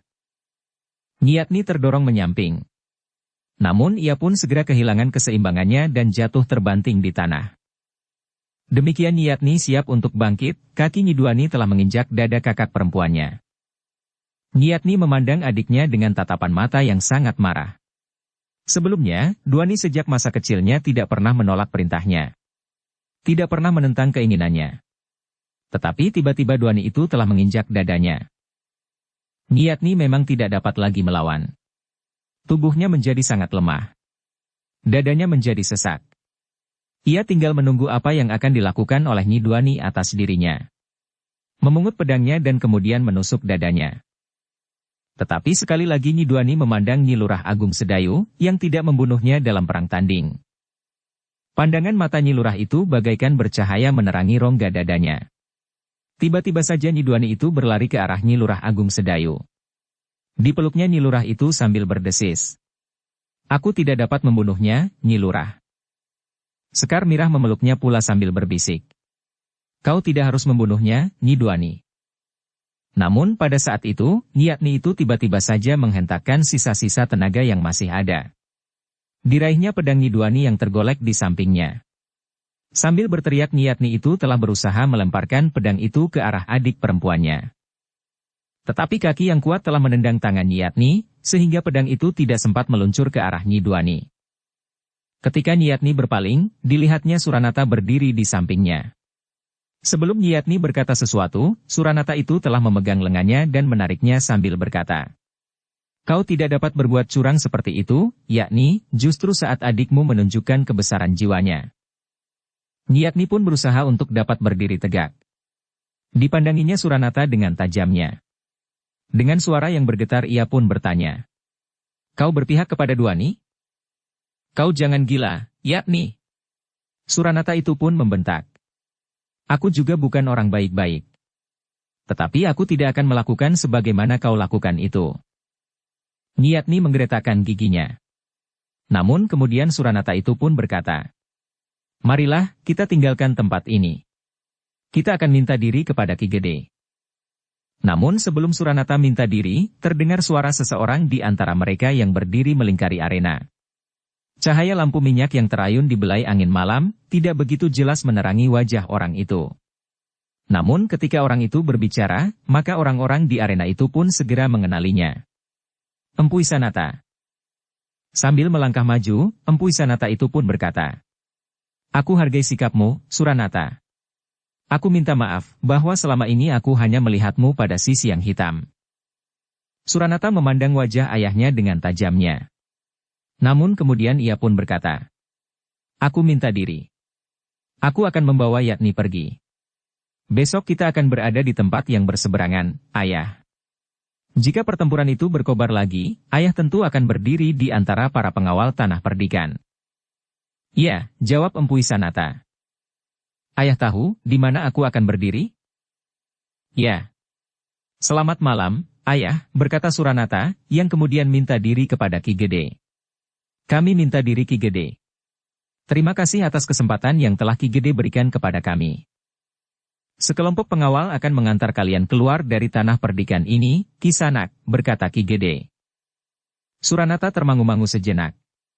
Sementara Ki Gede berkata selanjutnya, "Aku tidak ingin kalian menemui kesulitan di perjalanan. Selebihnya, para pengawal akan meyakinkan bahwa kalian benar-benar hanya akan lewat di atas tanah perdikan ini." Suranata mengangguk hormat. Katanya, "Terima kasih, Ki Gede." Suranata pun kemudian mendekati adik perempuannya yang berdiri di sebelah Nyi Lurah Agung Sedayu. Katanya, "Aku hargai sikapmu, Duani. Kita sudah sama-sama dewasa. Kita berhak menentukan pilihan kita masing-masing. Selamat malam." "Selamat malam, Kakang," suara Nyi Duani sendat. Suranata menarik nafas dalam-dalam. Katanya, "Aku minta diri, Duani." Suranata pun kemudian telah mengajak Yatni yang menjadi sangat lemah meninggalkan tempat itu. Dipapahnya perempuan yang terluka cukup parah itu, sementara sekelompok pengawal telah diperintahkan untuk mengantar mereka keluar dari tanah perdikan. Seorang di antara para pengawal itu telah membawa panah sendaren untuk memberikan isyarat jika terjadi sesuatu. Agar tidak banyak persoalan di perjalanan, bawa mereka melalui jalan-jalan yang tidak banyak mendapat pengawalan. Jalan yang tidak melewati padukuhan-padukuhan atau tempat-tempat pengawasan, pesan Ki Gede. Lalu katanya pula, "Jika terjadi salah paham, tunjukkan tunggul yang menyatakan bahwa kau telah mendapat wewenang dari aku." "Baik, Ki Gede," jawab pemimpin kelompok itu. Demikian Suranata, Nyi Yatni dan kedua orang kawannya pergi, maka Nyi Duani pun segera berlari mendapatkan ayahnya yang berdiri di pinggir arena. Sambil memeluknya Nyi Duani pun berdesis, "Syukurlah ayah segera datang. Angger Gelagah Putih dan Sabung Sari menjemputku." Gelagah Putih dan Sabung Sari pun bergeser maju. Sementara Ki Gede pun telah mendekati Gelagah Putih sambil berdesis, "Untunglah kau jemput Empu Isanata, sehingga ia sempat melihat apa yang telah terjadi di sini. Apa yang telah terjadi pada anak-anaknya. Bokayu Sekar Mirah yang memerintahkan aku menjemput Empu Isanata." Ki Gede menarik nafas dalam-dalam, sementara Empu Isanata pun berdesis, "Terima kasih, Nyi Lurah, aku sempat menunggui anak-anakku yang sedang berselisih. Inilah gambaran dari kegagalan orang tua membina anak-anaknya, membentuk watak dan kepribadiannya. Aku harus merasa malu kepada mereka yang telah menyaksikan apa yang terjadi atas anak-anakku. Tetapi aku tidak dapat mengelak atas kenyataan ini." Ki Gedelah yang kemudian melangkah mendekatinya. Katanya, "Sudahlah Empu. Marilah, aku persilakan Empu naik ke pendapa. Persoalan yang Empu hadapi pernah juga terjadi padaku." Empu Isanata mengerutkan dahinya. Sementara itu, Ki Gede berkata, "Bertanyalah kepada orang-orang tua di tanah perdikan ini, apa yang terjadi atas keluargaku." Empu Isanata menarik nafas dalam-dalam. Namun kemudian ia pun berkata, "Maaf Ki Gede. Aku harus kembali ke Medan." Para pengawas melihat kesiagaan pasukan Ki Sabalintang. Itu meningkat. Mereka memperhitungkan bahwa pasukan yang berada di sisi utara itu akan bergerak esok pagi menjelang fajar. Agaknya pasukan yang berada di arah barat pun akan bergerak pula esok pagi. Ki Gede mengangguk-angguk, katanya, "Ya, aku pun telah mendapat laporan. Aku juga sudah memperingatkan kepada Prastawa dan Ki Lurah Agung Sedayu untuk bersiaga menghadapi kemungkinan itu. Karena itu, aku akan segera minta diri." "Aku ikut bersama ayah," desis Nyi Duani. Empu Isanata itu pun menggeleng. Katanya, "Kau tetap di sini, Duani. Bersama Nyi Lurah dan Angger Rarawulan. Kau juga harus merawat luka-lukamu." Nyi Duani termangu-mangu sejenak. Namun kemudian Sekar Mirah mendekatinya sambil berkata, "Sebaiknya Nyi Duani tinggal bersamaku di sini." Nyi Duani itu pun mengangguk. Namun ia pun kemudian berpesan, "Berhati-hatilah, ayah." Empu Isanata tersenyum. Katanya, "Aku akan berhati-hati, Duani." Demikianlah, sejenak kemudian Empu Isanata pun telah minta diri. Bersama seorang pengawal yang datang bersamanya dari sisi utara, Empu Isanata melarikan kudanya. Ia tidak boleh terlambat. Ia masih memerlukan sedikit beristirahat untuk menghadapi pertempuran di keesokan harinya. Sepeninggal Empu Isanata, maka Gelagah Putih dan Sabung Sari pun minta diri kepada Ki Gede untuk pergi ke medan. "Kalian berada di dalam pasukan cadangan bersama Ki Surapanggah di Banjar Padukuhan Induk. Aku kira pasukan cadangan di sini cukup kuat, Ki Gede. Di sini ada Ki Surapanggah dan Bokayu Sekar Mirah, di samping Ki Gede sendiri, serta Ki Argajaya yang juga berada di Banjar. Sementara itu, agaknya Kakang Agung Sedayu memerlukan kawan untuk menghadapi orang-orang berilmu tinggi di pasukan Ki Sabalintang." Ki Gede menarik nafas dalam-dalam. Namun kemudian ia pun mengangguk. Katanya, "Baiklah. Mudah-mudahan besok kita mampu mengusir orang-orang yang berusaha untuk menguasai tanah perdikan ini." Demikianlah, sejenak kemudian maka Gelagah Putih dan Sabung Sari telah minta diri kepada Ki Gede. Mereka pun juga minta diri kepada Sekar Mirah dan Rara Wulan. Sejenak kemudian, 2 ekor kuda telah berderap meninggalkan Padukuhan Induk, menuju ke garis pertahanan yang dipimpin oleh Agung Sedayu itu. Sepeninggal Gelagah Putih dan Sabung Sari, Sekar Mirah pun telah mengajak Nyi Duani ke dapur. Tetapi Sekar Mirah mempersilakan Nyi Duani untuk beristirahat. Kepada Rara Wulan, Sekar Mirah minta untuk menungguinya. Ternyata beberapa orang perempuan telah ikut menyaksikan keributan yang terjadi di halaman antara Nyi Duani dan kakak perempuannya. Namun mereka kemudian telah berada di dapur itu lagi. Demikian Sekar Mirah, Rara Wulan dan Nyi Duani memasuki pintu dapur, maka perempuan-perempuan itu telah menjadi sibuk kembali dengan tugas-tugas mereka. "Rara," berkata Sekar Mirah kepada Rara Wulan, "jaga Nyi Duani sebentar. Aku akan memberikan pesan-pesan kepada mereka yang sedang sibuk di dapur. Nanti aku obati luka-luka Nyi Duani." Rara Wulan mengangguk. Ditunggunya Nyi Duani yang letih, yang duduk tepekur di amben panjang di sudut dapur. Tubuhnya masih saja gemetar oleh ketegangan. Sementara itu luka-lukanya masih terasa pedih. Sekar Mirah pun kemudian sibuk memberikan pesan-pesan kepada beberapa orang perempuan tua yang akan dapat memimpin perempuan-perempuan yang lain, yang membantu bekerja di dapur itu. "Aku akan merawat Nyi Duani sebentar," desis Sekar Mirah. Baru sejenak kemudian Sekar Mirah telah membawa Nyi Duani ke serambi samping, untuk merawat luka-lukanya bersama Rara Wulan serta mengobatinya.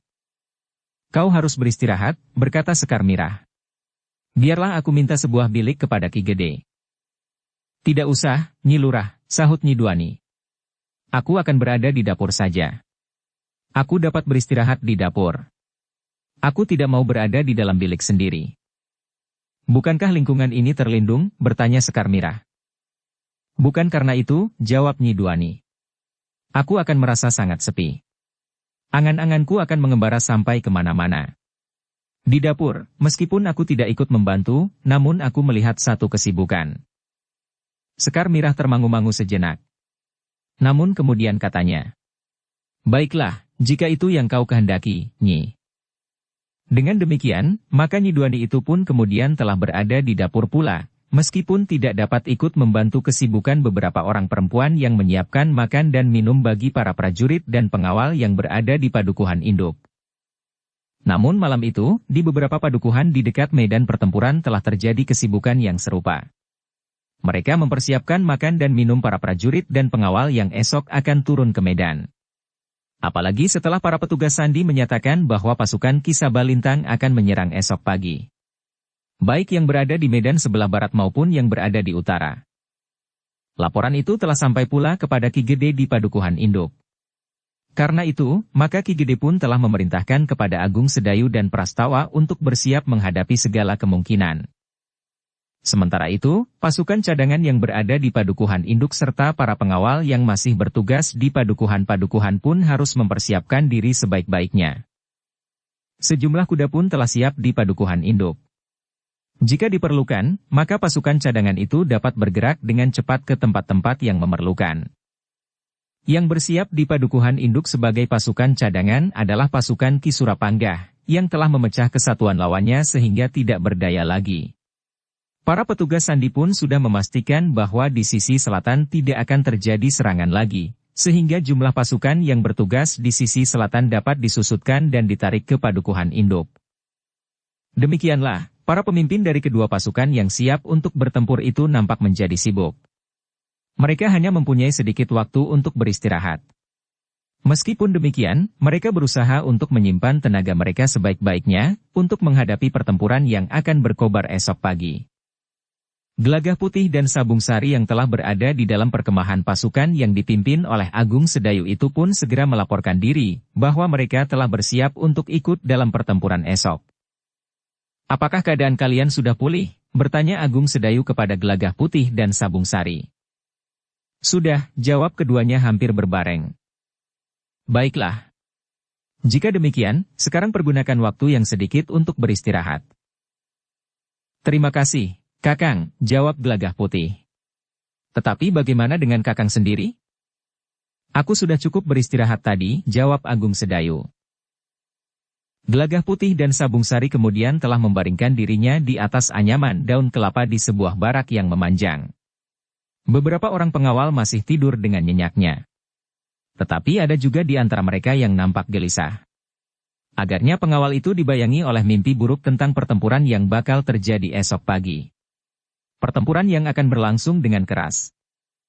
Gelagah Putih dan Sabung Sari hanya sempat memejamkan matanya sekejap. Beberapa saat kemudian, mereka telah terbangun. Para prajurit dan pengawal pun telah terbangun pula. Mereka sudah mulai bersiap-siap. Ada di antara mereka yang pergi ke sungai. Tetapi ada di antara mereka yang merasa bahwa mereka tidak perlu mandi lebih dahulu.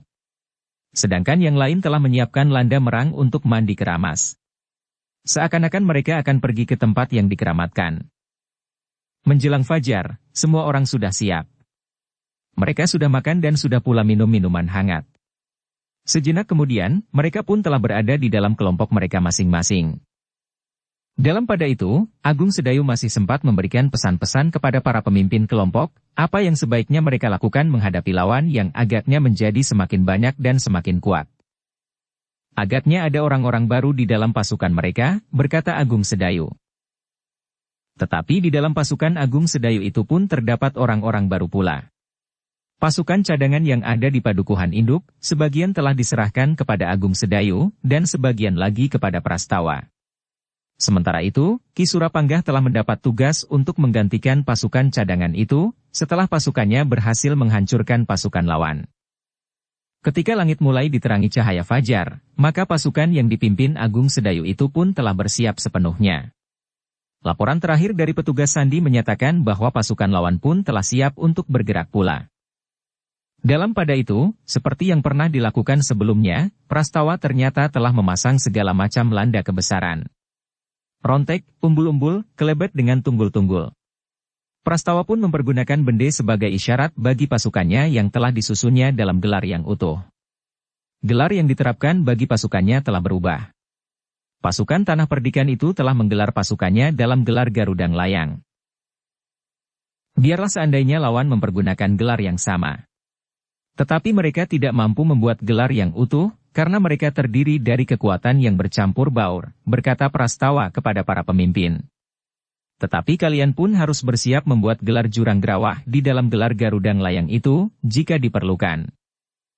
Demikianlah, maka pasukan Tanah Perdikan yang dipimpin oleh Prastawa itu mempersiapkan diri sebaik-baiknya. Prastawa telah memerintahkan seseorang bersiap memukul bende, yang akan dipergunakan sebagai isyarat kepada seluruh pasukannya yang menebar dalam gelar yang lebar. Ketika semuanya sudah siap, maka Prastawa pun berdiri di kepala gelarnya sambil menunggu laporan petugas sandi yang mengamati gerak pasukan lawan. Ketika langit menjadi kuning, petugas sandi itu pun telah datang dan memberikan laporan bahwa pasukan lawan telah siap untuk bergerak. Prastawa pun segera memberi isyarat kepada penghubungnya yang telah siap dengan bende di tangannya. Sejenak kemudian, maka telah terdengar bende itu meraung-raung untuk yang pertama kalinya. Semua orang dalam pasukan yang dipimpin Prastawa itu pun telah memeriksa senjata mereka, kelengkapan mereka, serta senjata-senjata cadangan mereka. Pisau belati atau keling atau pasar-pasar kecil.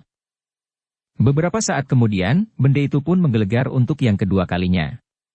Suaranya melenting tinggi, menggetarkan udara di atas medan. Para prajurit dan pengawal pun segera bersiap untuk bergerak. Rontek, umbul-umbul, kelebet dan tunggul pun telah terangkat tinggi-tinggi. Sejenak kemudian, benda itu pun berbunyi untuk ketiga kalinya.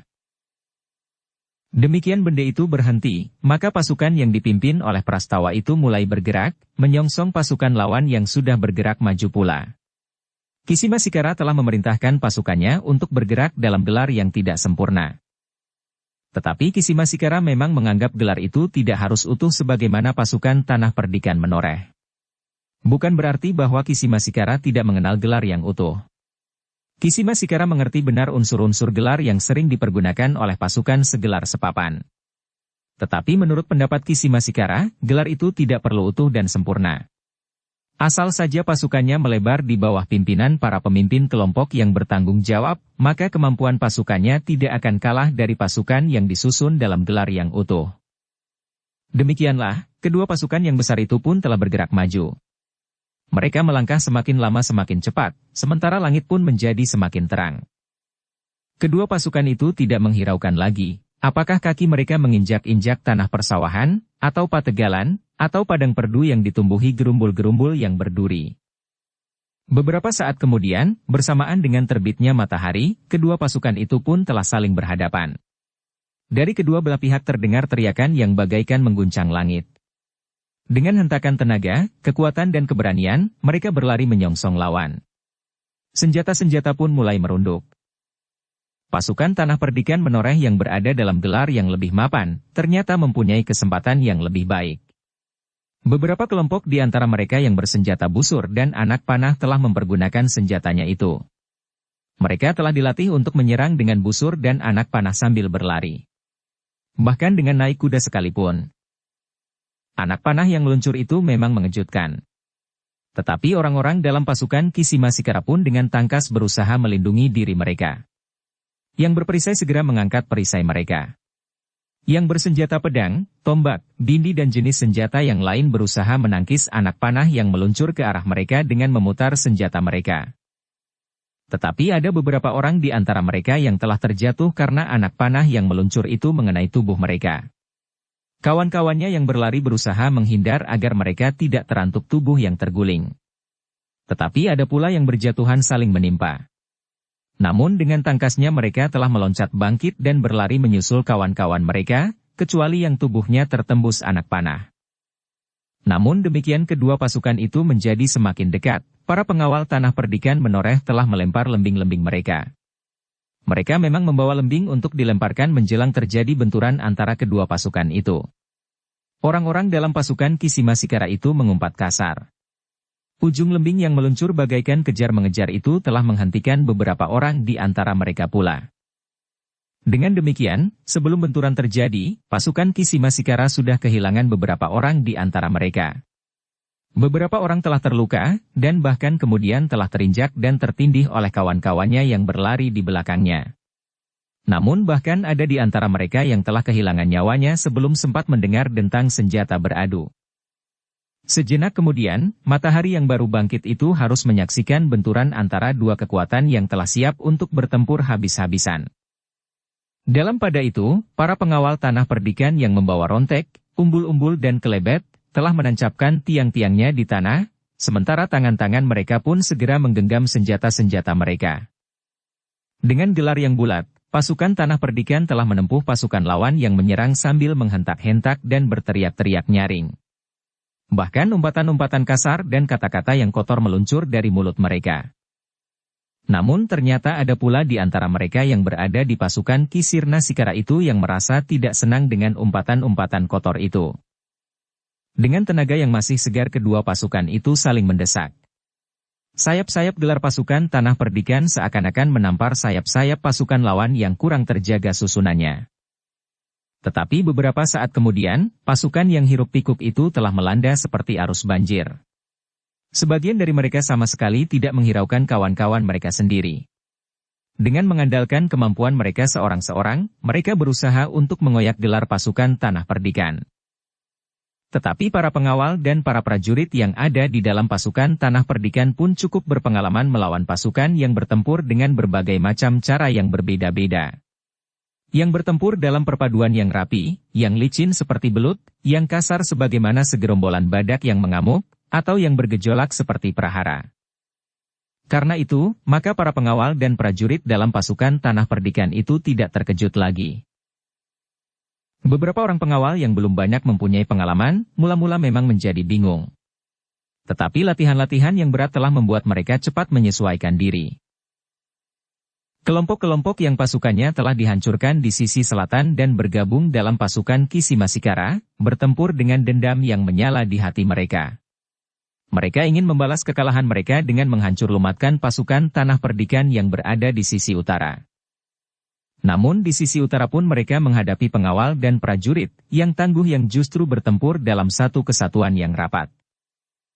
Sementara itu di sisi barat, di perbukitan, pasukan yang dipimpin oleh Agung Sedayu telah berbenturan dengan pasukan yang dipimpin oleh Ki Sabalintang. Namun Ki Sabalintang sendiri tidak langsung berada di paruh gelar pasukannya. Yang bermimpi untuk berhadapan dan kemudian membunuh Agung Sedayu adalah Ki Darpatenaya. Setelah membunuh Ki Lurah Agung Sedayu, Ki Darpatenaya berniat untuk membunuh pula Empu Wisanata yang dianggapnya telah berkhianat. Dalam pada itu, pertempuran yang terjadi kemudian benar-benar merupakan pertempuran yang keras. Pasukan Ki Sabalintang yang sudah benar-benar dipersiapkan dengan kekuatan yang semakin besar itu telah berusaha langsung mendesak gelar pasukan Tanah Perdikan. Dukung channel Novel Silat dengan subscribe, follow, like, komen dan share. Tetapi pasukan Tanah Perdikan pun telah bersiap sepenuhnya. Agung Sedayu telah memanfaatkan hari-harinya untuk menyusun pasukan yang mantap untuk menghadapi pasukan Ki Sabalintang. Pasukan cadangan yang diserahkan kepada Ki Lurah itu telah dimanfaatkan sebaik-baiknya. Tenaga yang segar itu telah ditebarkan di sayap gelar pasukan Tanah Perdikan. Dengan demikian, maka sayap-sayap gelar pasukan Tanah Perdikan itu akan mengguncang sayap-sayap pasukan lawan. Tenaga-tenaga yang masih segar itu akan menghentak-hentak dan mendesak pasukan lawan yang sudah lebih lama berada di medan yang melelahkan. Tetapi ternyata di dalam pasukan Ki Sabalintang pun terdapat orang-orang baru yang masih segar, sebagaimana pasukan cadangan Tanah Perdikan yang diturunkan di arena. Sementara itu, matahari pun semakin lama menjadi semakin tinggi. Panasnya terasa menyengat kulit yang basah oleh keringat. Namun dalam pertempuran yang sengit itu, panas matahari tidak lagi mereka hiraukan. Perhatian mereka sepenuhnya tertuju kepada lawan-lawan mereka. Mereka tidak mau kehilangan nyawa mereka, meskipun kemungkinan itu akan mudah sekali terjadi di peperangan yang keras. Sebagaimana diperintahkan, maka pasukan Ki Sabalintang itu pun berusaha dengan sekuat tenaga untuk dapat mendesak, dan apabila mungkin memecahkan, pertahanan Tanah Perdikan. Orang-orang berilmu tinggi yang ada di dalam pasukan itu telah dikerahkan ke medan untuk menghancurkan lawan sebanyak-banyaknya tanpa kendali. Tetapi para prajurit dan pengawal Tanah Perdikan telah terlatih untuk menghadapi orang-orang berilmu tinggi. Sebelum mereka mendapat bantuan dari orang-orang yang memiliki ilmu yang tinggi pula, maka mereka harus melawan orang berilmu tinggi itu dalam kelompok-kelompok. Mereka dibekali senjata-senjata lontar untuk mengganggu pemusatan nalar budi lawan-lawan mereka. Pisau-pisau kecil, pasar-pasar kecil, dan bahkan bandil dan apa saja yang dapat mereka lemparkan. Karena itu, maka orang-orang berilmu tinggi yang tergabung dalam pasukan Ki Sabalintang pun harus menghadapi kenyataan itu. Orang-orang yang dianggapnya lemah, tetapi dengan cerdik mengerubunginya dan menyerangnya dari segala arah. Mereka sama sekali tidak memberi kesempatan kepada orang berilmu tinggi itu untuk menerapkan puncak ilmunya, karena lawan yang mengerubunginya itu menyerangnya dari segala arah, berurutan seperti arus gelombang di lautan. Bahkan kadang-kadang 2 atau 3 orang menyerang bersamaan. Sedangkan dalam keadaan yang sulit, mereka telah melemparkan senjata-senjata lontar mereka dari segala penjuru. Meskipun demikian, orang-orang berilmu tinggi benar-benar sangat menyulitkan para prajurit dan pengawal yang tergabung dalam pasukan Tanah Perdikan. Bahkan tidak jarang beberapa orang yang tergabung dalam kelompok-kelompok kecil yang dipersiapkan untuk melawan orang-orang berilmu tinggi itu harus terlempar dari medan dengan luka-luka yang parah. Sementara itu, di paruh gelar pasukan yang dipimpin oleh Ki Sabalintang itu, Ki Darpatanaya berusaha untuk dapat langsung bertemu dengan Agung Sedayu. Ia ingin segera menyelesaikan Ki Lurah yang dianggap memiliki ilmu yang sangat tinggi itu. Semakin cepat ia menyelesaikan Ki Lurah Agung Sedayu, maka namanya pun tentu akan semakin dihormati. Dalam kepemimpinan yang bakal diangkat pada perguruan Kedung Jati, ia akan dapat dengan mudah menyingkirkan Ki Sabalintang. Buat apa harus menghormati Sabalintang yang tidak memiliki kelebihan apapun juga itu? Ki Darpatanaya itu tersenyum. Di medan yang sengit itu Ki Darpatanaya tidak terlalu banyak terlibat. Tetapi jika seseorang menyerangnya, maka orang itu tentu akan terlempar jatuh dan tidak akan dapat bertempur lagi. Orang itu akan terluka parah atau bahkan terbunuh seketika. Bahkan Ki Darpatanaya masih sempat bertanya-tanya di sepanjang medan yang dilaluinya. Di manakah orang yang bernama Agung Sedayu? Lurah prajurit dari pasukan khusus yang dibangga-banggakan itu? Tetapi suaranya yang keras dan tajam itu menggelepar di udara tanpa mendapat jawaban. Namun beberapa saat kemudian, ketika benturan-benturan di antara kedua pasukan itu terjadi semakin keras, Ki Darpatanaya mulai kehilangan kesabaran. Dengan lantang Ki Darpatanaya itu berteriak nyaring. "Ki Lurah Agung Sedayu, aku menunggu di sini. Kita akan bertempur sampai salah seorang di antara kita terbunuh." Ternyata Ki Darpatanaya tidak saja asal berteriak. Suaranya tidak saja menggetarkan udara di atas medan itu. Tetapi ternyata suara Ki Darpatanaya itu bagaikan menyusup di setiap dada dan mengguncang seluruh rongganya. Getar itu terasa pula oleh Agung Sedayu. Ia merasakan seorang yang berilmu tinggi ada di medan. Justru telah berusaha mengguncangkan ketahanan pasukan Tanah Perdikan. Meskipun Agung Sedayu menyadari bahwa ada beberapa orang berilmu tinggi di medan itu, tetapi yang seorang ini perlu mendapat perhatiannya secara khusus. Sementara itu, seorang pengawal telah datang kepada Agung Sedayu untuk memberikan laporan seseorang yang berteriak-teriak mencarinya, bahkan teriakannya telah menimbulkan kegelisahan para pengawal Tanah Perdikan. "Baiklah," berkata Agung Sedayu. "Aku akan menemuinya." "Marilah, Ki Lurah," berkata pengawal itu. Agung Sedayu pun kemudian mengikuti pengawal itu mencari orang yang telah berteriak-teriak memanggil nama Agung Sedayu. Sejenak kemudian, Agung Sedayu pun telah berdiri di hadapan orang yang bernama Darpatanaya itu. "Kaukah yang berteriak-teriak memanggil namaku, Kisanak?" "Oh, jadi kaukah yang bernama Agung Sedayu?" "Ya. Akulah yang bernama Agung Sedayu itu." "Bagus. Ternyata kau benar-benar seorang senapati yang bertanggung jawab." "Kau siapa Kisanak?" bertanya Agung Sedayu. "Namaku Darpatanaya. Kau pernah mendengar?" Agung Sedayu menggeleng sambil menjawab. "Belum Kisanak. Baru sekarang aku mendengar namamu. Ternyata namamu lebih semarak dari namaku, Ki Lurah. Aku sudah mendengar nama kebanggaan prajurit Mataram dari pasukan khusus yang ada di Tanah Perdikan ini. Juga nama kebanggaan orang-orang Tanah Perdikan menoreh. Terima kasih atas pujianmu itu, Kisanak. Tetapi sayang bahwa aku datang untuk mematahkan nama besarmu. Dengan demikian, maka namaku pun akan segera menjadi lebih semarak dari namamu sekarang." "Kau bertempur bagi kepentingan Ki Sabalintang?" bertanya Agung Sedayu. Bersambung ke bab 458. Dukung kami dengan subscribe, follow, like, komen dan share. Terima kasih.